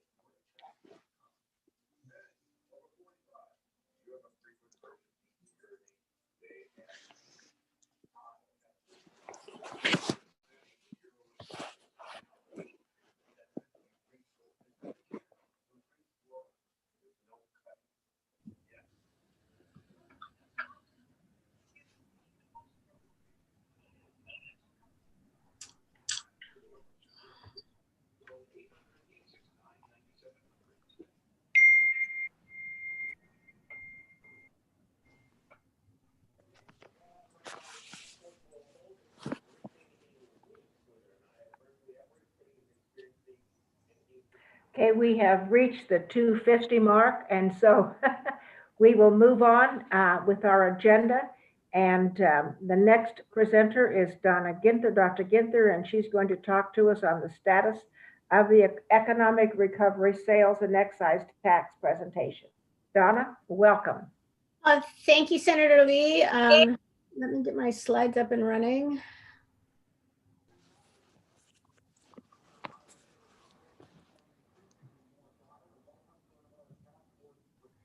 Can everybody see my slides? Yes. Perfect. Okay, so today I'm going to talk a bit about COVID, the Kansas economy, and then dive into our look at sales taxes, business sales taxes, and excise taxes. I'm going to live up to my reputation as a dismal economist, starting with the fact that COVID is out of control. In the country, we have exceeded 11 million cases and 250,000 deaths.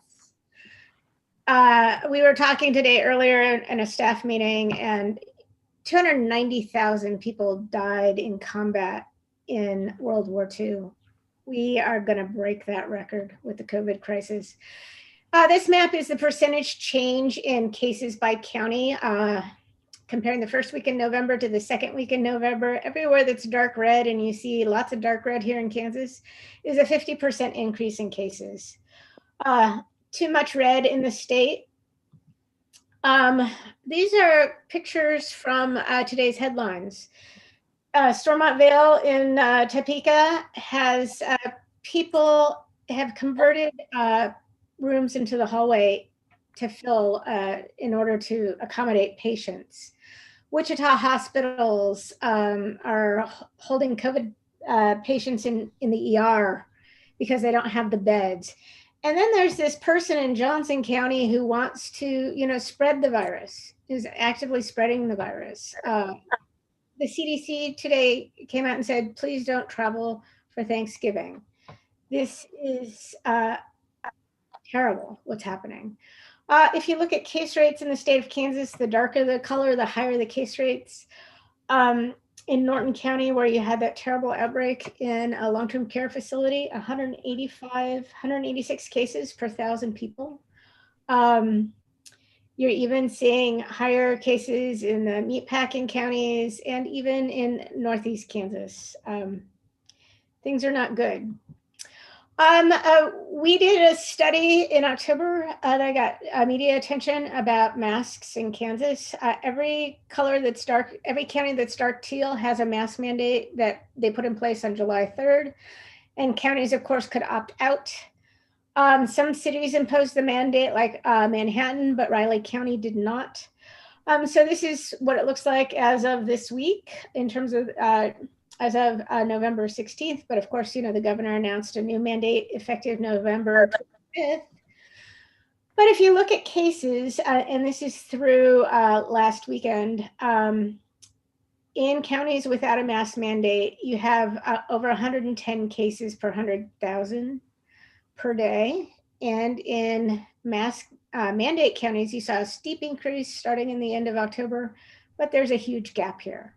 So our estimates show that mask counties have about a 60% reduction in cases per day compared to non-mask counties.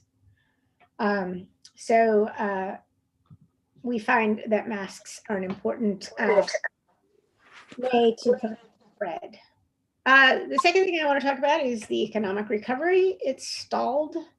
We had the big downturn in April and May. The red bar is Kansas. The blue bar is the United States. This is year-over-year employment. So US employment is down 6% compared to a year ago. Kansas employment is down about 4.5% compared to a year ago as of September. So it rebounded in June, July, but it started stalling in August. Initial claims are actually twice as high in Kansas as they are in Missouri. We've had over 500, close to 600,000 claims on the unemployment system since March. Huge numbers. And these claims are concentrated in these 5 industries. The hardest hit has been manufacturing with over 117,000 claims. And this is sort of a double whammy of Wichita, Sedgwick County being hit the worst, Wichita plus COVID. The Boeing 737 MAX plus COVID in Wichita has been really devastating. You have about 56,000 in retail trade, 70,000 in accommodation and food services, 37,000 in other services, and about 53,000 in healthcare. Our most populous counties, like Sedgwick County, has an 8.5% unemployment rate. Johnson is down to about 4.7, Douglas and Shawnee 5.5%. So the most populous counties have the highest unemployment rates. Western Kansas really is not affected by unemployment. What is really troubling, I hadn't looked at these data for about a month, is that we're seeing a steady decrease in the number of small businesses that are open. Tomorrow, bankruptcy data will come out and we'll begin to see whether or not people and businesses have started to declare bankruptcy. We're down about 28% in terms of the number of small businesses open since January. The US is down about 24%, and we're doing worse than Missouri and Iowa. The US Census does a weekly survey called the Household Pulse, where they ask questions about lost employment income, food insecurity, evictions, not working due to childcare, and difficulty paying for usual household expenses. The red bar is Kansas, the blue bar is the United States. We are doing better, but when you look at the likelihood of evictions in households with children in Kansas, it's higher. It's 50% compared to 44% nationwide. And you have about 12% of households in both US and Kansas who are food insecure. We looked at employment in major cities through September. It's down about 4.5% across the board. And Manhattan is doing worse for some reason, and Kansas City is doing somewhat better. Now, there's been a question about what type of economic recovery we have. The Washington Post and President-elect Biden talked about a K-shaped recovery. That's where the wealthy are doing fine, and those in low-income jobs are not doing so well. And tracktherecovery.org has been tracking this. And you see there's only been there's been a slight increase in the number of people with high wages in terms of their employment compared to January. If you're a middle wage job earning between $27,000 to $60,000 a year, your employment's down to about 4.5%. And if you're a low wage worker, your employment is down about 21%. And this is the K-shaped recovery. The rich have recovered and the rest have not. We can do the same data for Kansas, and you see that actually the high wage is down about 3%, the middle wage is down about 4%, and the lower wage is down about 15%. So we do see strong evidence of a K-shaped recovery in Kansas as well. Could this K turn into a W? I feel like a broken record. I've been saying this since July. The states and the economy, the national economy, need fiscal support. Over time, if we do not have additional fiscal support, household insolvencies and business bankruptcies would rise, harming the economy and holding back wage growth. This is Fed Chair Jerome Powell. He's been saying the same thing forever as well. So the recovery has stalled. I don't see, with the virus getting worse nationwide, any hope for a continued recovery. We have to solve the virus if we're going to have economic activity, and many states are going in the opposite direction. So now I'd like to switch the focus and talk about sales taxes. And my first point is that sales taxes are high in Kansas. According to the Tax Foundation, the combined state and local sales taxes are the 8th highest in the country, about 8.7%. Only Oklahoma has higher sales taxes in our region, which is 8.95%, and Nebraska has the lowest at 6.93%. So we, for our region, have higher sales taxes when you combine state and local. Nevertheless, sales taxes are the shortest leg on the three-legged stool. So sales, or it's a middle leg. Income is 27% as of fiscal year 19. Sales is about 28%, and property is about 34%. So sales taxes are still not contributing as much. And if you look at the mix, it was a much lower share in the 90s, about equal in the late 90s. And by 2012, sales taxes were contributing much more than income taxes. So how does Kansas compare to other states in terms of sales tax revenue? Kansas is up here. The comparison states are Colorado, Iowa, Missouri, Nebraska, Oklahoma. Here's the average rates. Our combined rate, again, is the second highest in the region. And in some cases, we have much higher local rates compared to Iowa, for example, and Nebraska. We, at the Kansas Statistical Abstract that we put together, publishes every local sales tax rate. We took the average sales tax rates in the county by averaging all the special tax districts. And you see Johnson County, the average sales tax is 10%, 9.77 in Wyandotte, 9.7 in Sherman, 9.6 in Seward, and 9.5 in Douglas. So certain counties have almost double-digit sales taxes. Other counties are close, like Rush County is very close to the sales tax in the state. We did the same thought experiment with the median. You see similar results. The median in Johnson and Wyandotte is over 10%. In Gary, Seward, and Shawnee, it's 9.8 to 9.7%. This visualization looks at state sales tax as a share of total state sales tax, total tax revenue, and it's a higher share in Kansas compared to the US and compared to our comparison states. Missouri and Oklahoma have and Colorado have a lower sales tax as a share of total tax revenue. If you look at this over time, you see that we were trending downwards like all of our comparison states. And then we had, in response to the Great Recession, an increase in our sales tax rates, which increased the share of total sales tax revenue compared to the US, which is in blue, and comparison state average. Donna, can I ask a question real quick? Of course.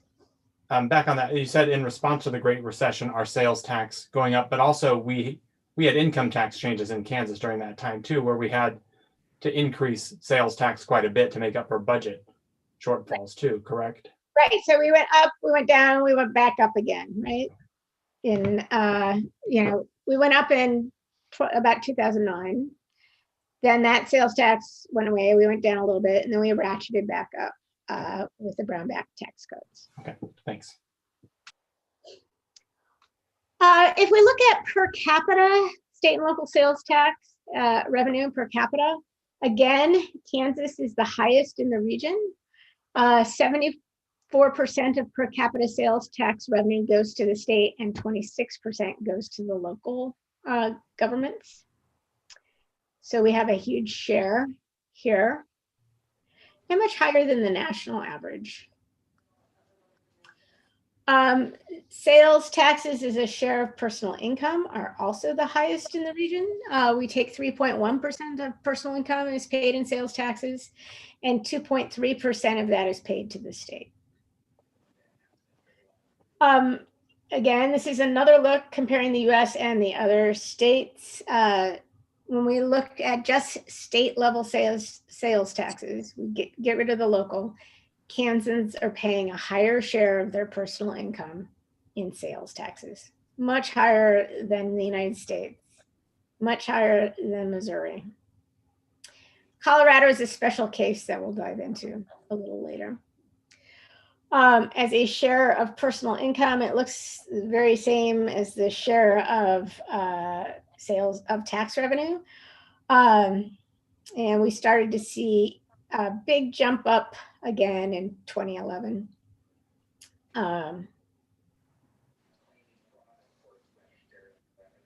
State sales tax revenue per capita in US comparison states again is higher compared to the US and surrounding states, with this big starting around 2009.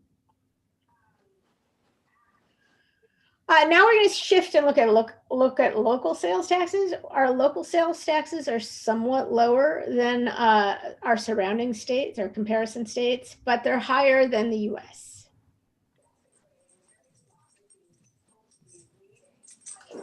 You do the same thing per capita. It's very much the same story, although we appear to be converging to our comparison states once you adjust for population.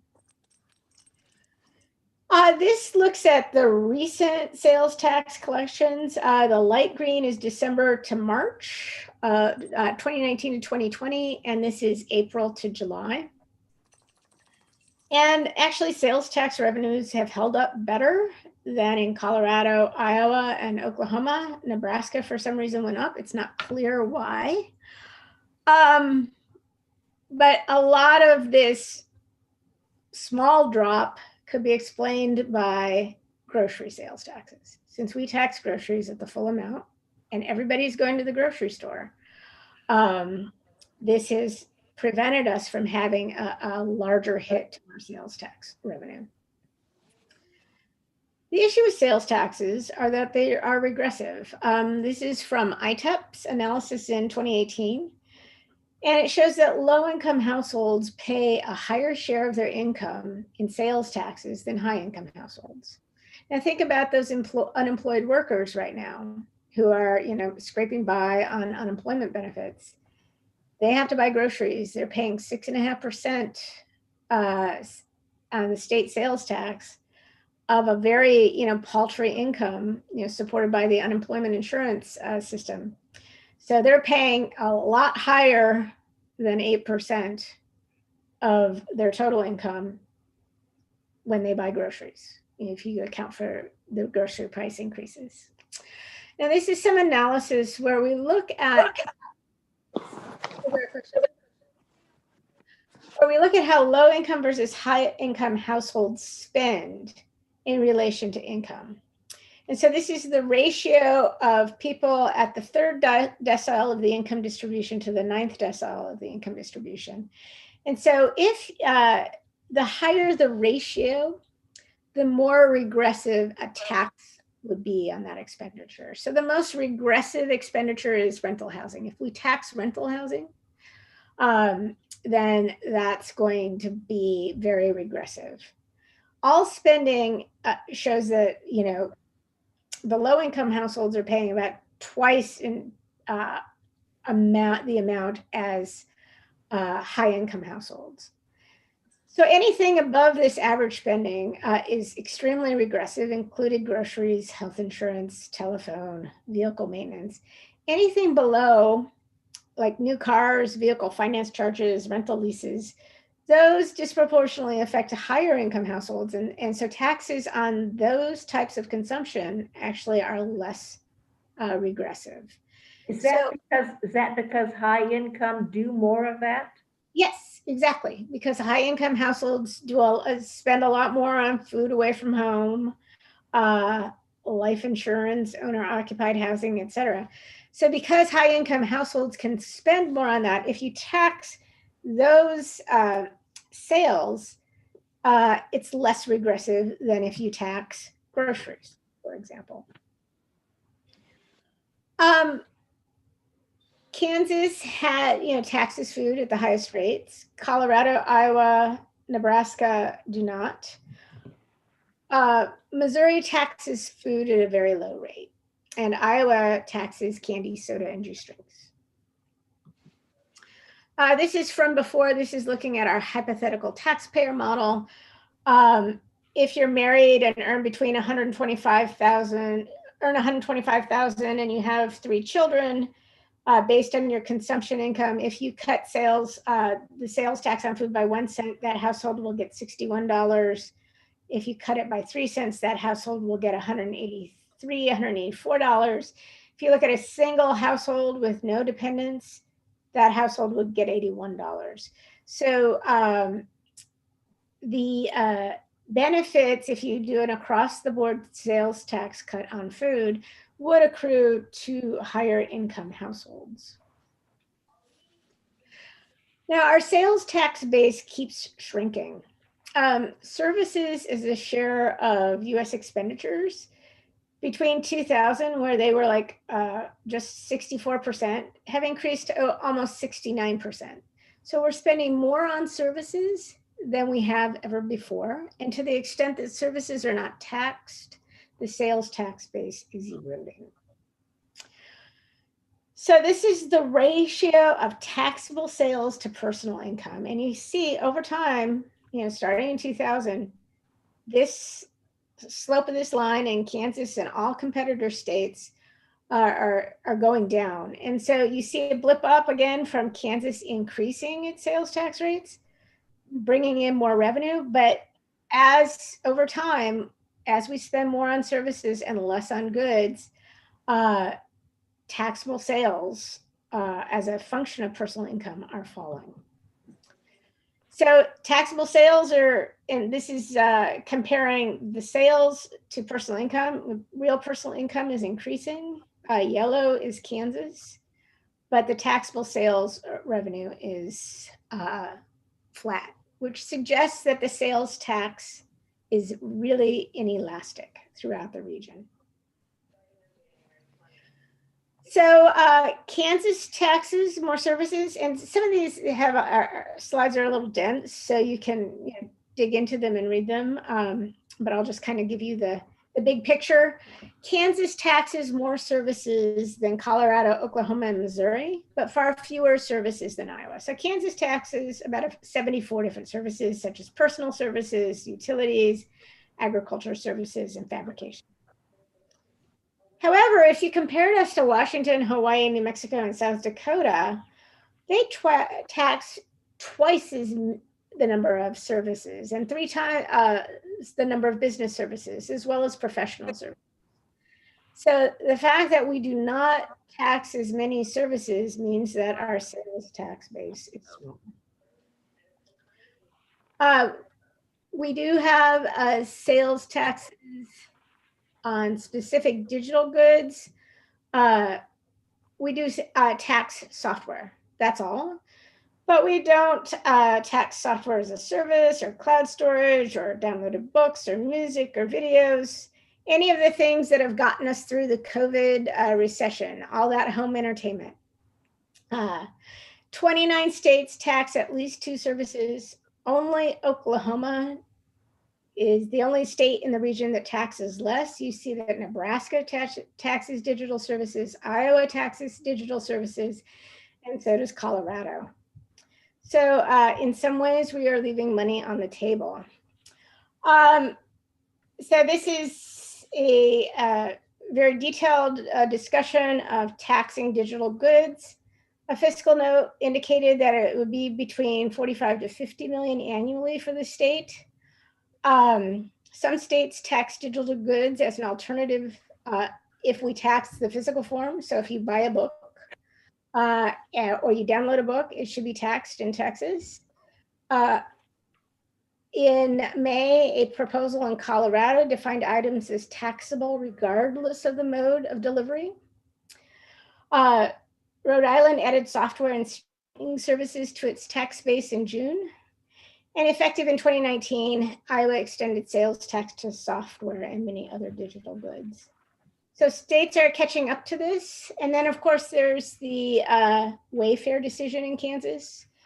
We haven't been sued yet for taxing all sales and not having a de minimis clause in our taxation of remote sellers.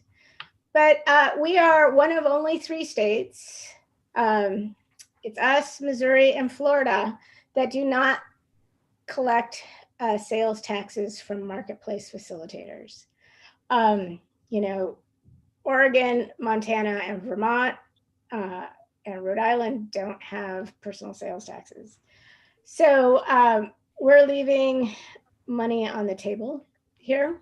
And especially given that so much more of our consumption is shifted online, we're robbing the state's coffers. If we think about taxing services, this is difficult. States have tried to do so, and every time they've tried, it's been kind of hard. There was tax reform in Utah in 2019. the sales tax base would have expanded, and the measure passed and was rescinded a month later. Maryland tried to pass changes to their sales tax. They did succeed in taxing luxury services such as golf club memberships. At least that passed the House. Nebraska didn't get a proposal to tax all services out of committee. And two states went the opposite direction. Missouri voters in 2016 passed a constitutional amendment to prohibit taxation of additional services. And Arizona approved a similar constitutional amendment in 2018. Okay, so in terms of sales taxes, Kansas has relatively high sales taxes compared to surrounding states, and they're regressive. Cutting grocery sales taxes may not solve the problem because more money might accrue to higher income households. Services make up over 2/3 of consumption now, and the ratio of taxable sales to personal income has fallen. The sales tax is inelastic. Although Kansas taxes more services than many surrounding states, its service tax base is narrower than states outside of our region. And taxation of digital goods would add more money to the state coffers. The final topic for today is sales taxes. Oh, there's two more topics. There's the business sales taxes and then excise taxes. Ernst & Young performed a study of business sales taxes. They found what their model finds a really high number of a percent of sales taxes due to business inputs across all states. Kansas is a little low relative to surrounding states. The share of business inputs taxed is in the middle for Kansas as well. There are several state sales tax exemptions for machinery and equipment. All states exempt machinery and equipment from manufacturing. Several states exempted for mining activities. All states exempt agriculture, machinery and equipment. There's a lot of exemption of utilities and ingredients and components of manufactured products. And there are arguments for and against taxation of business inputs. So the one argument is that sales taxes should be a tax on final goods. A counter argument would be that both businesses and households use government services supported by sales taxes. A second argument is that sales taxes on business inputs result in tax pyramiding. But a counter argument is that a substantial portion of inputs are already exempt. Another argument is that it's not possible to modernize state sales taxes without exempting business services. But this, as Senator Lee said, this is a political argument. So services and especially business sales taxes are a difficult thing to change. So finally, I want to talk about excise taxes, known as selective sales. Alcohol, these are gas, cigarettes, beer, wine. The middle of our comparative states in selective sales tax rates. Iowa is an outlier with a $13 a gallon tax on distilled liquor. Our cigarettes tax is somewhat low, well, maybe not, in the middle. And our gas tax is on the lower, in the middle, on the lower side as well. So if we look at our per capita Kansas alcohol tax collections and consumption, taxes have increased a little bit. Consumption is kind of flat. This suggests that Kansans are now purchasing higher value products with more alcohol. That said, alcohol taxes have increased substantially during COVID. Because you can't really necessarily go to bars. Kansas liquor taxes have not changed since 1987. And depending on how you buy your alcohol, you pay a different tax. 10% tax if you buy it in a bar. If you go to a grocery store, you pay the state sales tax. And if you buy it at a liquor store, you pay 8% sales tax, plus this gallonage charge. So it's a very complicated and dated approach to taxing alcohol. Per capita motor fuels tax collections are falling, and this is likely due to more fuel efficient vehicles. And the gallonage tax rate does not incorporate gas price changes. So what about Colorado? Colorado has lower sales taxes because they have higher selective sales taxes on marijuana. In 2019, they brought in $300 million in terms of marijuana tax increases, and the 2020 data are even higher. 10% of the retail sales of marijuana taxes are distributed to local governments. And as Richard said, Kansas does not legalize marijuana, although we're only one of 3 states now that have no form of medical marijuana. Several states are moving towards recreational and seeing this as a way to expand their tax base.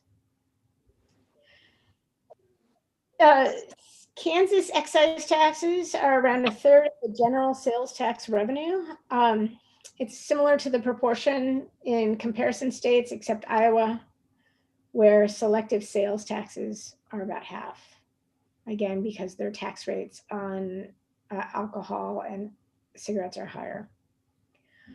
The vast majority of selective sales tax revenue is collected at the state level, 81% in Kansas and 82% in the entire US. In the US, there are other things that account for selective sales taxes, but 25% of these taxes are from motor vehicles, 10% from tobacco. So this includes lodging, which we know has gone down during COVID, marijuana, which we've known have gone up. I don't know what's happened to gambling revenues as a result of COVID. Our share looks very similar. We have higher taxes on alcoholic beverages and public utilities, and our motor vehicle tax is a bit higher than the US. And in a comparison states, this is excluding Colorado, looks pretty similar. But then here's Colorado, and you can see the 64% of their selective sales tax revenue is coming from that marijuana sales tax.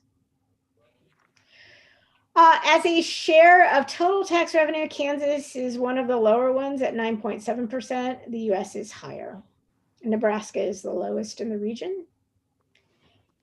And as a share of personal income, it's about 1%, which is right in the middle. It's higher than in Colorado, Missouri, Nebraska, and Oklahoma. And per capita, it's about $500 per capita, which again is higher than Missouri, Nebraska, and Oklahoma, but lower than the US as a whole. So what do we conclude? COVID is a problem.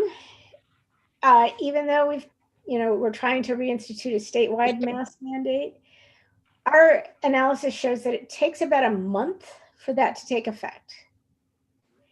So if people get together for the holidays, and there's a lot of research that shows that if you know somebody, you're close to them, you're less likely to wear a mask. So you get together with your family for Thanksgiving. One of them, a person has COVID, the whole family gets COVID. Even with this mask mandate in place, if you eat with your family on Thanksgiving, the chances of spreading COVID go up considerably. In terms of the economic recovery, employment has not fully recovered. Initial claims in the state are increasing. We see more small businesses closing, and the economy needs additional support from the federal government. I keep saying that. Urban Institute keeps saying that. And, come January 1, we may start to see lines at food banks, more people calling for housing assistance. I was meeting with people in Douglas County earlier this week. Douglas County got $800,000 of rent assistance to help low-income families who couldn't pay rent. That money's all spent. So we may have a very bad winter. When we turn our attention to taxes, sales taxes are high in Kansas. Local sales taxes push rates up over 10% in some counties. And we're one of only 3 states that have no marketplace facilitator law and no form of somewhat legalized marijuana. We have many business sales tax exemptions. And in terms of excise taxes, Kansas has not changed taxes on alcohol in decades. So that's all I have. I know it's quite a lot. So I would be happy to take people's questions. If I can figure out how to stop sharing my screen. There we go. Okay, questions for Donna? Yeah. Shannon? I have one. Okay. Go ahead, John. Great. Donna, thank you for your presentation. And actually the somber note that you ended on is actually what has been on my mind throughout your presentation and really for months now is, so we see, while the unemployment rate has gone down since it's high, we still see high unemployment. So people who don't have income, but are still purchasing things and paying high sales tax on those things, while we have people who are employed, have the ability to work from home, continue their receiving income, and generally have a more favorable tax treatment as higher income earners. It feels like there's going to be growing inequity as time goes on unless we make these changes. And I think about some of the people who might be unemployed are also essential workers too, who can't make it work. And so, I mean, I wonder if you have any thoughts about just that inequity that is going to continue to grow if nothing changes. Well, if you look at what has happened to Kansas, the fact that we tax food has really, propped up our budget, right? If you take away, people have been going to the grocery store. That hasn't changed. They've stopped going to restaurants. And so that's helped us. But we know that low-income households are disproportionately affected by the food sales tax.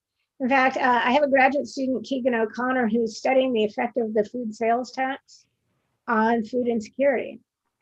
And he found that when sales taxes went up in Kansas during the Great Recession around 2009, we still had our food tax rebate in place, and food insecurity didn't change. But when they went up again with the Brownback tax cuts, you saw an increase in food insecurity without the rebate. So the rebate offers us an opportunity to help those low-income families while sort of maintaining the budget in a way. It's targeted. We've always taxed food, so I don't think we can get away from taxing food unless we really work hard to expand our sales tax base even further.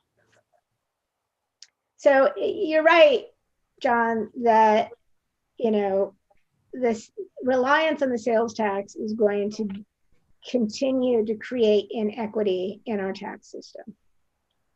So you would need to come up with other forms of revenue if you're going to do something about our sales taxes. Yeah.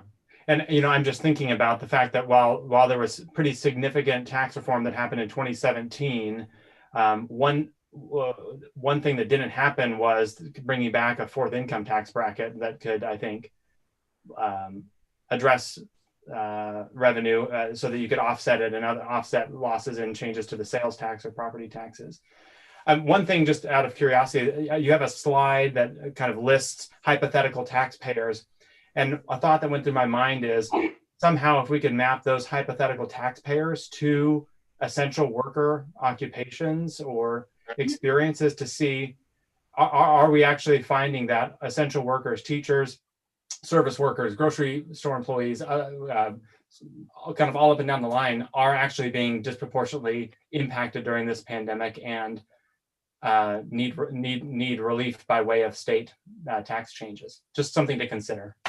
We can look at how many people have been unemployed and who have continued to be employed. You know, if I was a data czar of the state, I would be collecting information on what industry people work in who test positive for COVID, what occupation they have for people who test positive for COVID, right? So you could see who's really being infected by the disease.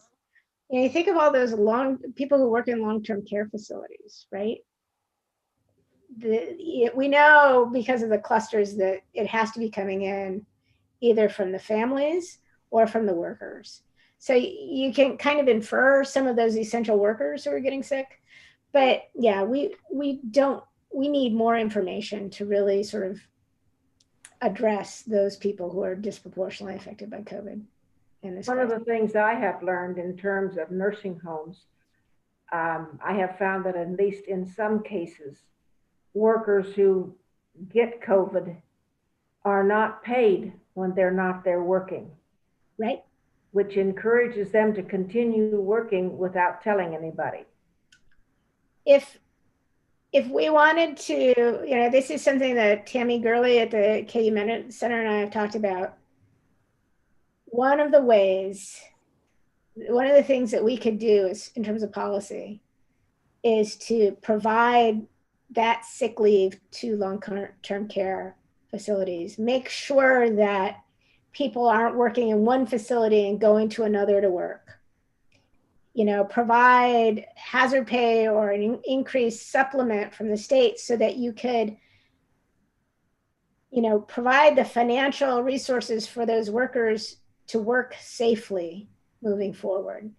That would save so many lives in the state of Kansas and across the country if we targeted our resources to supporting those essential workers and making sure that they could stay home when they were sick, that they could get tested regularly to determine whether or not they had the disease, and that they got, you know, the support they needed to work through the illness if they did get sick. It would save lives. Yes. Janice, if I can, I have one more question for Donna, and that is, has your research assistant found any kind of connection between if we made the food sales tax credit refundable, if that actually alleviates food insecurity? We just saw that when the tax went up and we had the rebate in place, we didn't have an increase in food insecurity. There's no way to really see the thought experiment. I'd love to do it, but we can't do it with the existing data. All right, thank you. Janet, did you have a question? I wanted to ask Dr. Ginther, I thought it was interesting in your information on sales tax and states that tax services that Nebraska in our region seems to have the broadest. They're taxing the most different kinds of services, it looked like, or maybe I'm thinking of the sin taxes and the excise taxes. But I was, you know, they tended to have lower rates, and I'm wondering if that is an example of the correlation you've talked about between broadening the base and lowering the rates. That's exactly it. And has that contributed, you know, and in the Urban Institute's presentation, they also were a state that enacted property tax cuts recently, and you know, is there kind of a connection between their ability to do that, their broad sales tax base? I suspect their broad sales tax base allows them to keep sales tax rates down. You notice that their sales taxes didn't fall like ours did. Ours were flat, and other states had large drops in their sales tax revenue. Property tax in Nebraska, at least on farmland, is much higher than it is in Kansas. I know that because we owned farmland at the Nebraska line, and we had Nebraska farmers that would come down and especially buy pasture land in Kansas, because then they would move their livestock to the pastures in Kansas as opposed to having pasture land in Nebraska. because of the property tax issue. Now, that may not have a large effect, but that is one difference, is the property tax in Nebraska on farmland versus Kansas. Thank you. Yeah, actually, I can kind of the Nebraska property tax cut is, I think, again, a good example of how state specific these things are. Republican officials in Nebraska have wanted to cut property taxes for a very long time. And for a while, they kept trying to make a trade where they would raise the sales tax and lower the property tax. And eventually they, because of revenue that came in last year, had an opportunity to cut it. And they just didn't let COVID or anything stand in the way of that. I don't think it was a response to other taxes performing particularly well. I think it was a political decision, something they've been trying to do for a long time. That's helpful context. Thank you. Very interesting. Other questions for Donna? We have a question at revenue. Dr. Ginther, have you taken a look at, or do you have any information relating to revenue generated among different states as a result of online sports betting? I have no idea about that. That's a good question. For a long time, we didn't have online sport. We didn't have sports, right?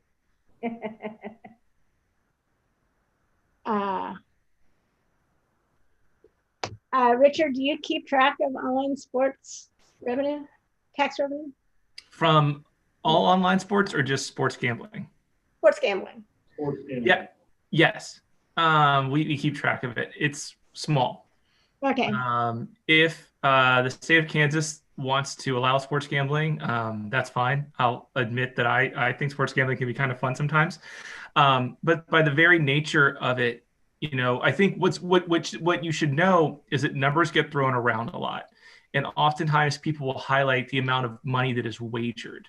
And that's very high. But of course, some bets win and some bets lose.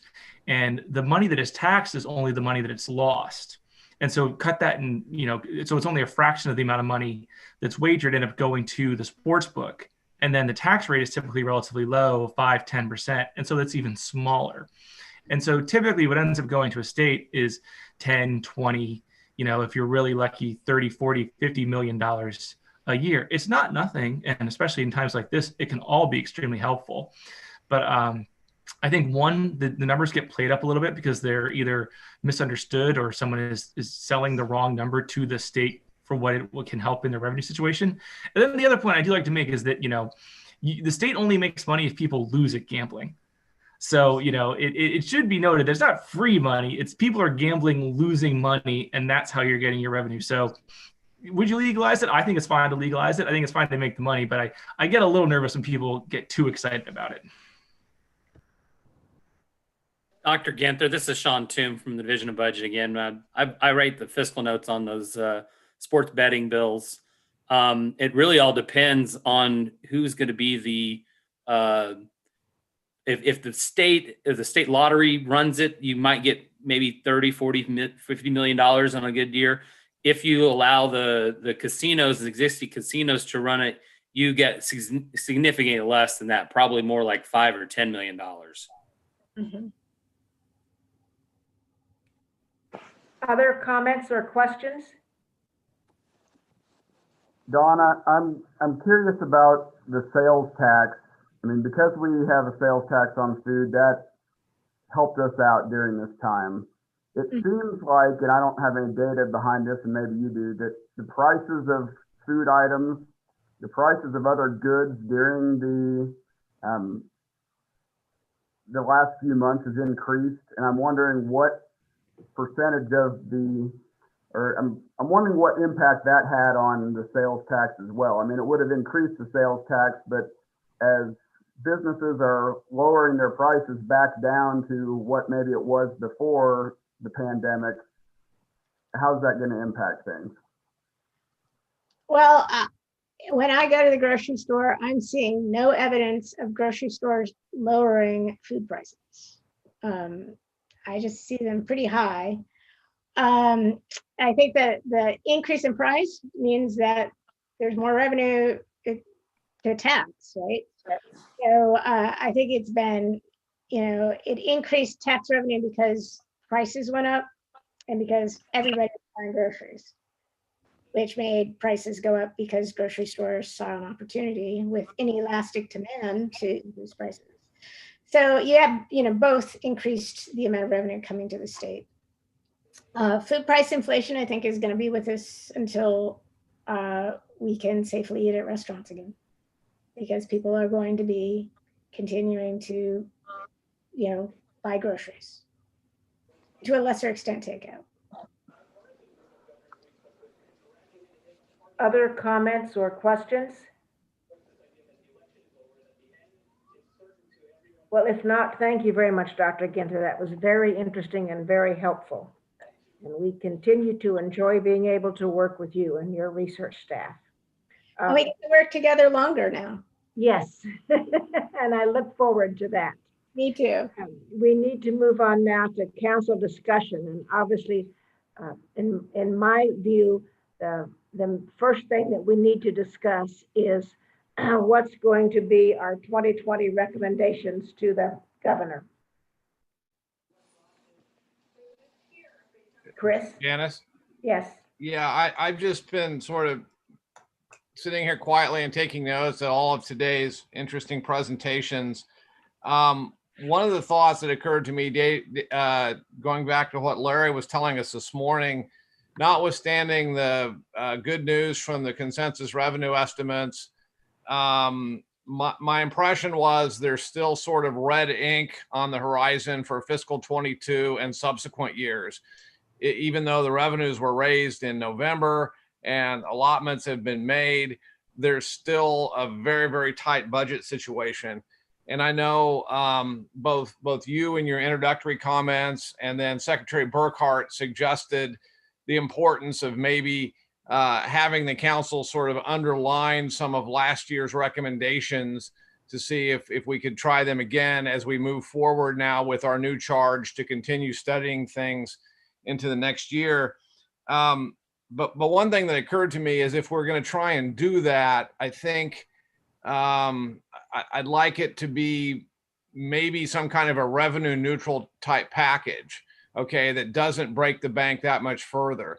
In other words, but one piece of good news is two of the items on our sort of work list from last year have positive fiscal notes. Those relate to the two major items in Secretary Burkhart's presentation to sort of close the loophole on the digital goods taxation in the name of equity, right? The book at the bookstore versus a digital book, this kind of thing.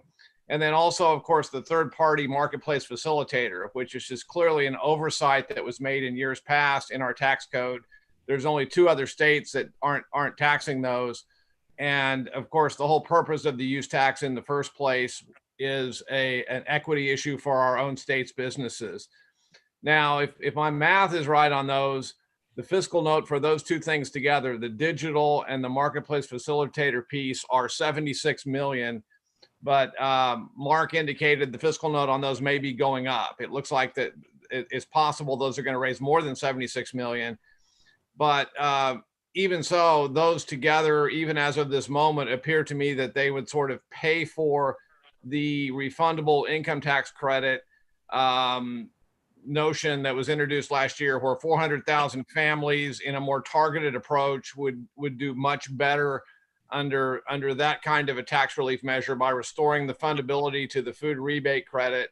So I think there's some ability to sort of have the first 2 pieces as a pay for the food credit, and then anything else that's left over, perhaps with the expanded fiscal note that might be coming for the 2 positive pieces, could be, maybe we could suggest it go into the LABTRF. I know that was a particular priority of Senator Hensley and others last year. And, if we're worried about 3 legs to the stool and the property tax leg is getting big again, that's the method that works to get the money out there to local units. They're statutorily required to reduce their levies when they do get those monies, which they haven't received since 2002. So I just think that some kind of a package notion might work. The only other thought I had, and then I'll pipe down, is I happened to, when we took our 10-minute break a little while ago, one of the fun things about working at home is you can kind of have your TV on in the background. I happened to see Congresswoman Davids on one of the national cable shows, and they were talking to her about the federal legislation that Richard and the Urban Institute folks were talking about, and about the prospects of, you know, Congress getting off the snide either here in the near future or on into 21 to pass some version of the HEROES Act legislation.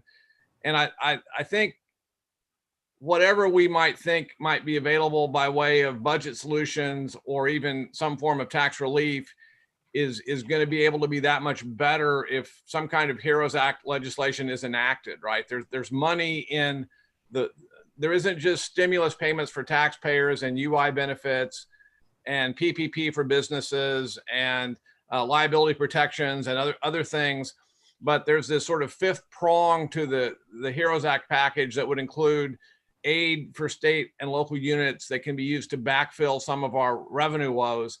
And if we can get that, I think we can have more options on the table really for the 2021 legislature. So maybe there's some thought about sort of memorializing the Kansas congressional delegation to see if we can get them to say, hey, keep working, whoever the players are here, if it's Senator McConnell, if it's the White House, if it's the old administration, the new administration, whoever the players are here, let's stay at the table and see if we can keep doing that. So anyway, those are some of my thoughts, just kind of trying to pull together all the different discussions from what we've seen here so far today. Thank you, Chris. Other comments? Well, Janice, Yes, Steve. I agree with what Chris said.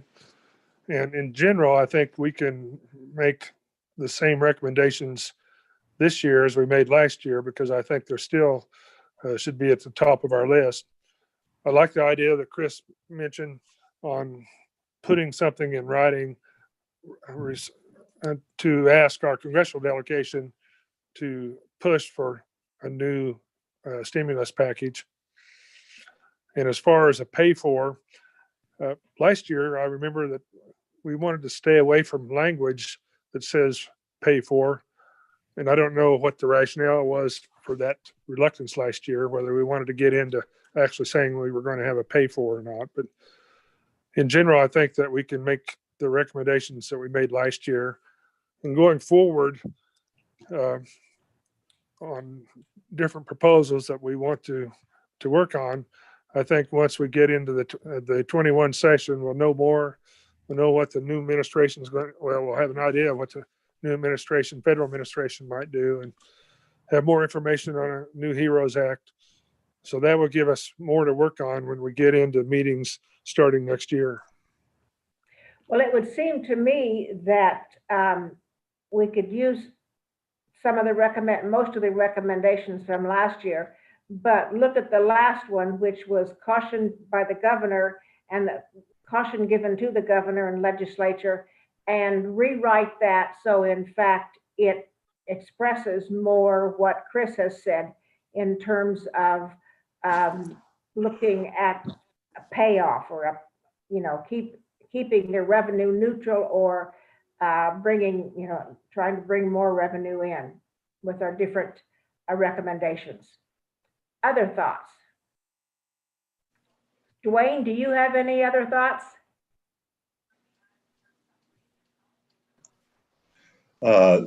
The direction that the discussion is going seems very good to me. I think basically renewing, at least in a general way, the recommendations that we had last year seems like a good plan. Other comments? John, did you have something? Yeah, I think the what Chris laid out seems very reasonable and is on par with the way Chris works. So I appreciate the thoughtfulness of that. I would say that I think I would like to continue. I don't think this needs to be a recommendation, but I think for the council to continue to explore income taxes and what adjustments might need to be made there for the long haul to ensure a sustained revenue, particularly in these out years that we're concerned about. Would certainly agree, John. Other comments? Ideas?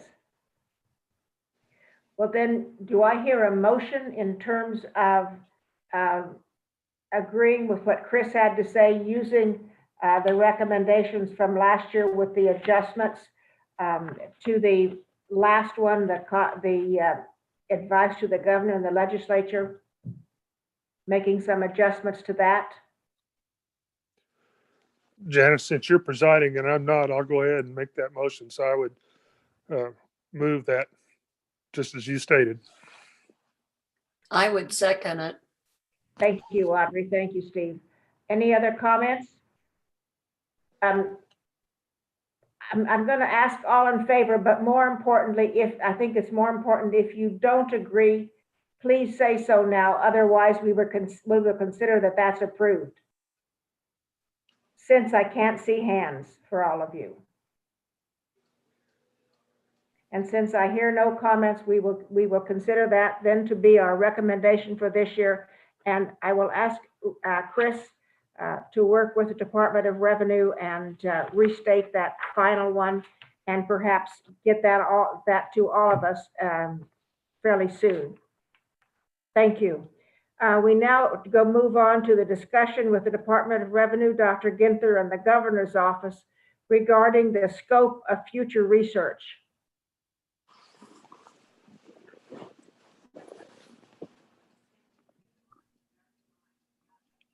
Comments?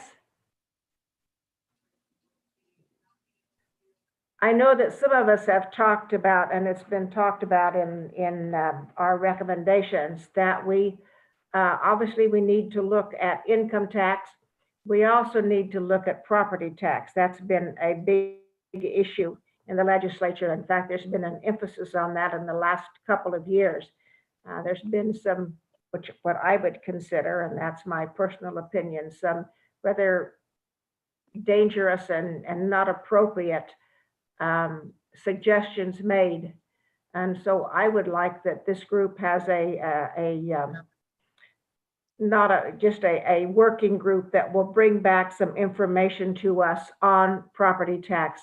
And we'll be naming that group and sending it out to everybody as soon as those decisions are made, and as soon as we communicate with the governor to see that she agrees with that recommendation.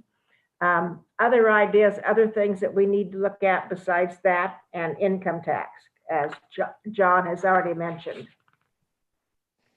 You know, Janice, I was just thinking about this. This feels a little bit like the third rail and reaching for the third rail, but looking at all the sales tax exemptions that exist in statute, I know it's something that lawmakers are reluctant to take up, but I'm just thinking about in this upcoming session with the pandemic still upon us, if there was going to be any discussions about that, ideally people who are impacted by that, from Girl Scouts all the way to barbers, would want to be able to come in to make their case for why they want an exemption to exist. And it seems like this session might be the tough session to allow that to happen and for full transparency and accessibility to the process.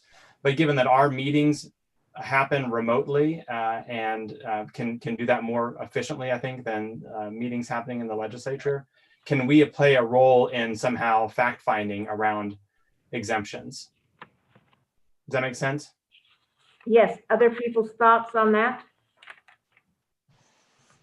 Donna has presented some work to us, and Donna and the Urban Institute may have more information they'd like to share with us on that issue. Well, depending on what happens with the feds going forward with the new legislature, and if we start having meetings, say at the end of January, and having 2 meetings a month, we can certainly hone in on those topics, along with seeing where we are with our other recommendations. Thank you, Steve. That's a good idea. Other suggestions? The one issue I feel like I didn't appropriately cover in terms of our conclusions was the recommendation for the letter to Congress to find a solution for providing more funds to states. Do I hear any comments on that, or shall we just turn to Department of Revenue and perhaps Chris to write a letter that then can be sent out to us and we can comment on it? Janice, that was in my motion. I understood Oh, Chris okay. include that in his proposal. All right, thank you, Steve. I didn't understand that. I'm happy to help draft the letter, but I'd suggest that Larry Campbell should be involved, to help describe how much that additional aid could help. That sounds great. Larry, are you willing to help? Yes. Thank you very much, Larry. Do we have any other comments or issues that we want to look at? Well, I just want to know if all of our names would be put on that letter to the congressional delegation, or who is it coming from? It would certainly come from the tax council. Council. We could certainly include individual names if people would like that. What's your feeling about that? Well, to me, it lends more credibility. Okay. Others may have a different feeling and not want to have their name on it. I think when you list the tax council and the members of the tax council on the letterhead, that would be the way to go. I would agree with that. Is that okay with everybody? I guess if you specifically don't want your name listed as a member of the council, you would let Corey know. Otherwise, that will be the way it'll be done. Any other issues that we need to discuss? Janice, this is Shannon. I just have a question in regard to that advocacy. Are you anticipating that some of that federal aid that we would be asking for would be directed toward public schools? I don't, Dwayne, do you recall last time? I know it was directed towards the state, and then the state could do whatever what they wanted with, but I don't remember about schools specifically. Dwayne, do you? I do not know. Okay. Larry may. Some of the discussions I've heard recently by people at the national level have indicated that there is a dramatic need to have some of that money go to education. Yeah, this is Kim. What we've heard in DC, I think having some of it go specifically to schools and public health for either vaccine distribution or the public health needs are the two areas that we've seen people specifically start talking about. But I don't know if you want to sort of double down on that, or you just want to make it general, talking about what was effective before. There was also, in one of the earlier bills, some of the money was specified for education to help them deal with the COVID expenses directly. And that's really what I was thinking of and why I asked the question. Those monies have been a great help, but our needs in the continuing needs we are going to have, I think, are going to far outstrip the funding that was provided through those earlier aid packages. And so I guess I just wanted to offer that if we're going to be specific about listing out any particular areas that we think that funding should go to, that to consider education as one of those potential areas. Thank you. Just out of curiosity, I know that many schools are now providing free lunches and free breakfast to all students. Is that where some of that money has been used?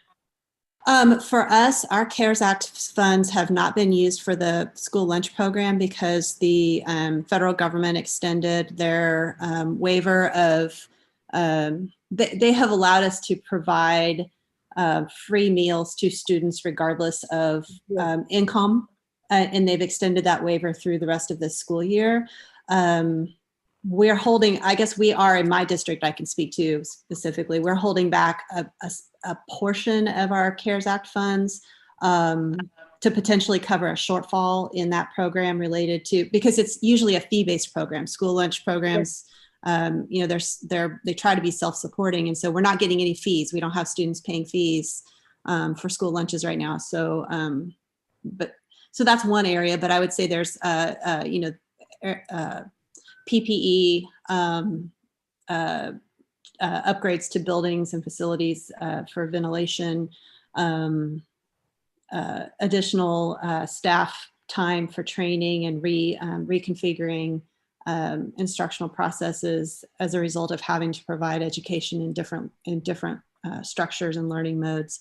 Some support for mental health services that our students and families have needed. So there's a whole variety of things that those funds have helped support to bridge the crisis that we've been experiencing in schools. You know, I guess I'll just say that I think that there's going to be some interesting unintended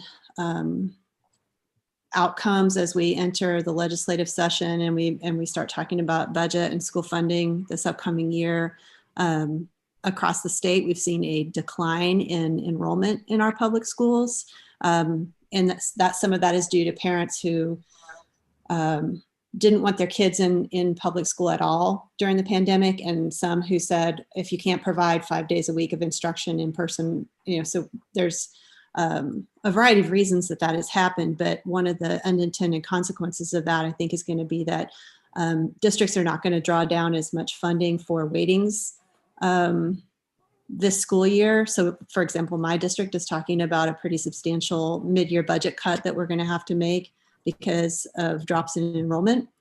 And I'm kind of curious to see how that discussion plays out when districts are not kind of even getting the funding that was already allocated for this school year. And that's going to roll over into the next school year in terms of, potential longer term budget cuts and reductions in staff as a result. So there's a lot of things going on that could be really challenging above and beyond all the challenges we already have. Senator Lee. Yes. Senator Lee, this is Larry with the Budget Department. Not to diminish what was just said, here's some numbers for you. The first CARES Act, 94 million went straight to the Department of Education, bypassing the state. So on top of the $1.25 billion that came to the state, 94 million went directly to the schools.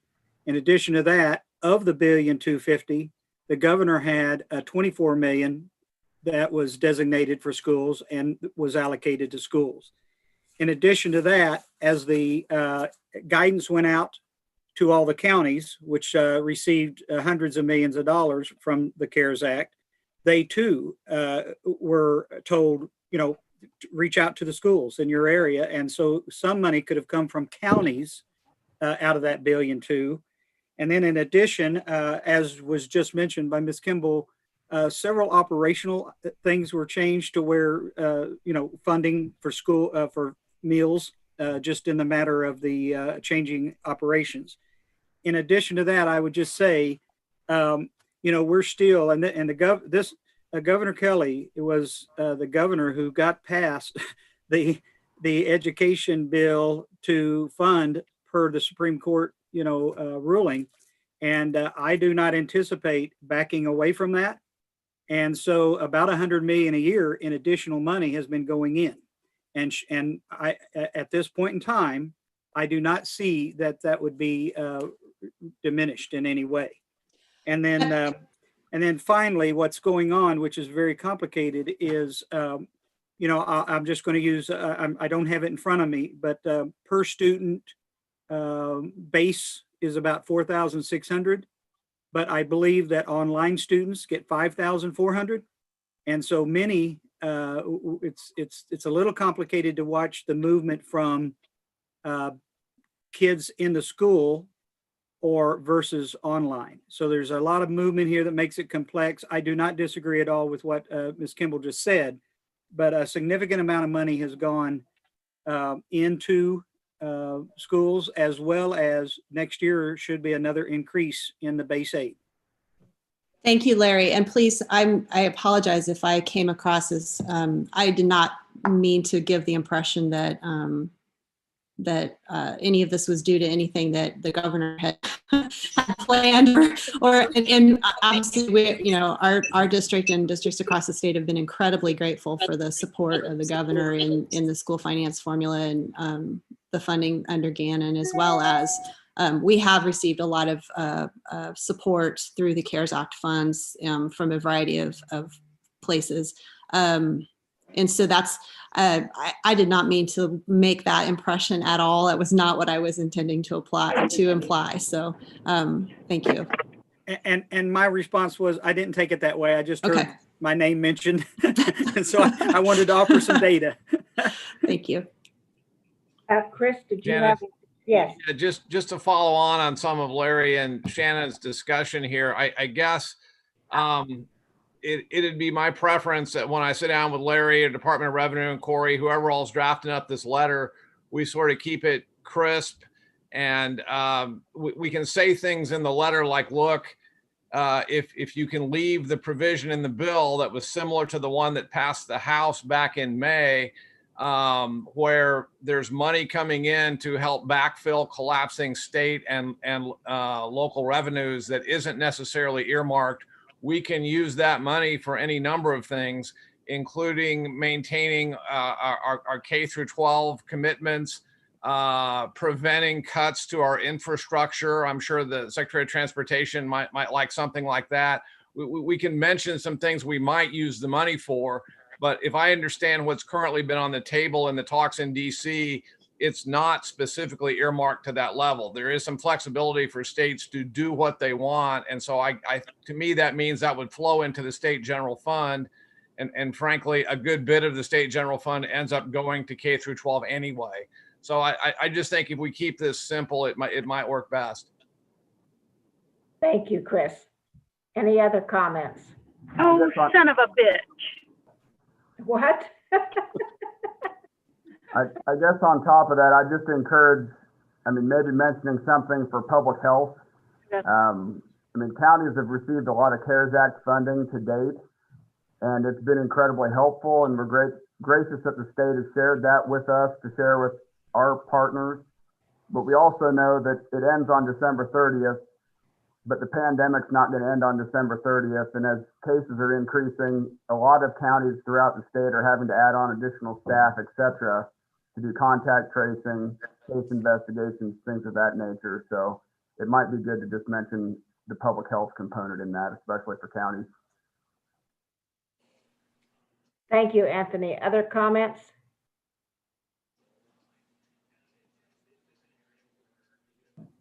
If not, I think Chris will work on that and along with Larry and Department of Revenue. And that will be taken care of, sent to the congressional delegation. Unless somebody has something else to bring up, Steve, do you have anything you want to talk about? No, not really. Just to remind people that to anticipate a possible meeting at the end of January. I'm assuming it will be Zoom. Maybe by the time the session's over, legislative session's over, that we can go back to meeting in person. But at least in the meantime, we will have Zoom meetings. Yes, for this foreseeable future until we feel much more comfortable about the COVID vaccine and how that's going to affect us, we will be doing Zoom. And thank you again, everyone, for taking time to participate today. It's certainly appreciated. Thank you very much. We really do. It really is helpful to have you all present and so we can work together. And with that, I believe that we will conclude the meeting. Thank you all, and we'll see you. We'll let you know as soon as we have decided when the next meeting is going to be, sometime looking towards the end of January, so that you'll be prepared. Thank you very much. Thank you.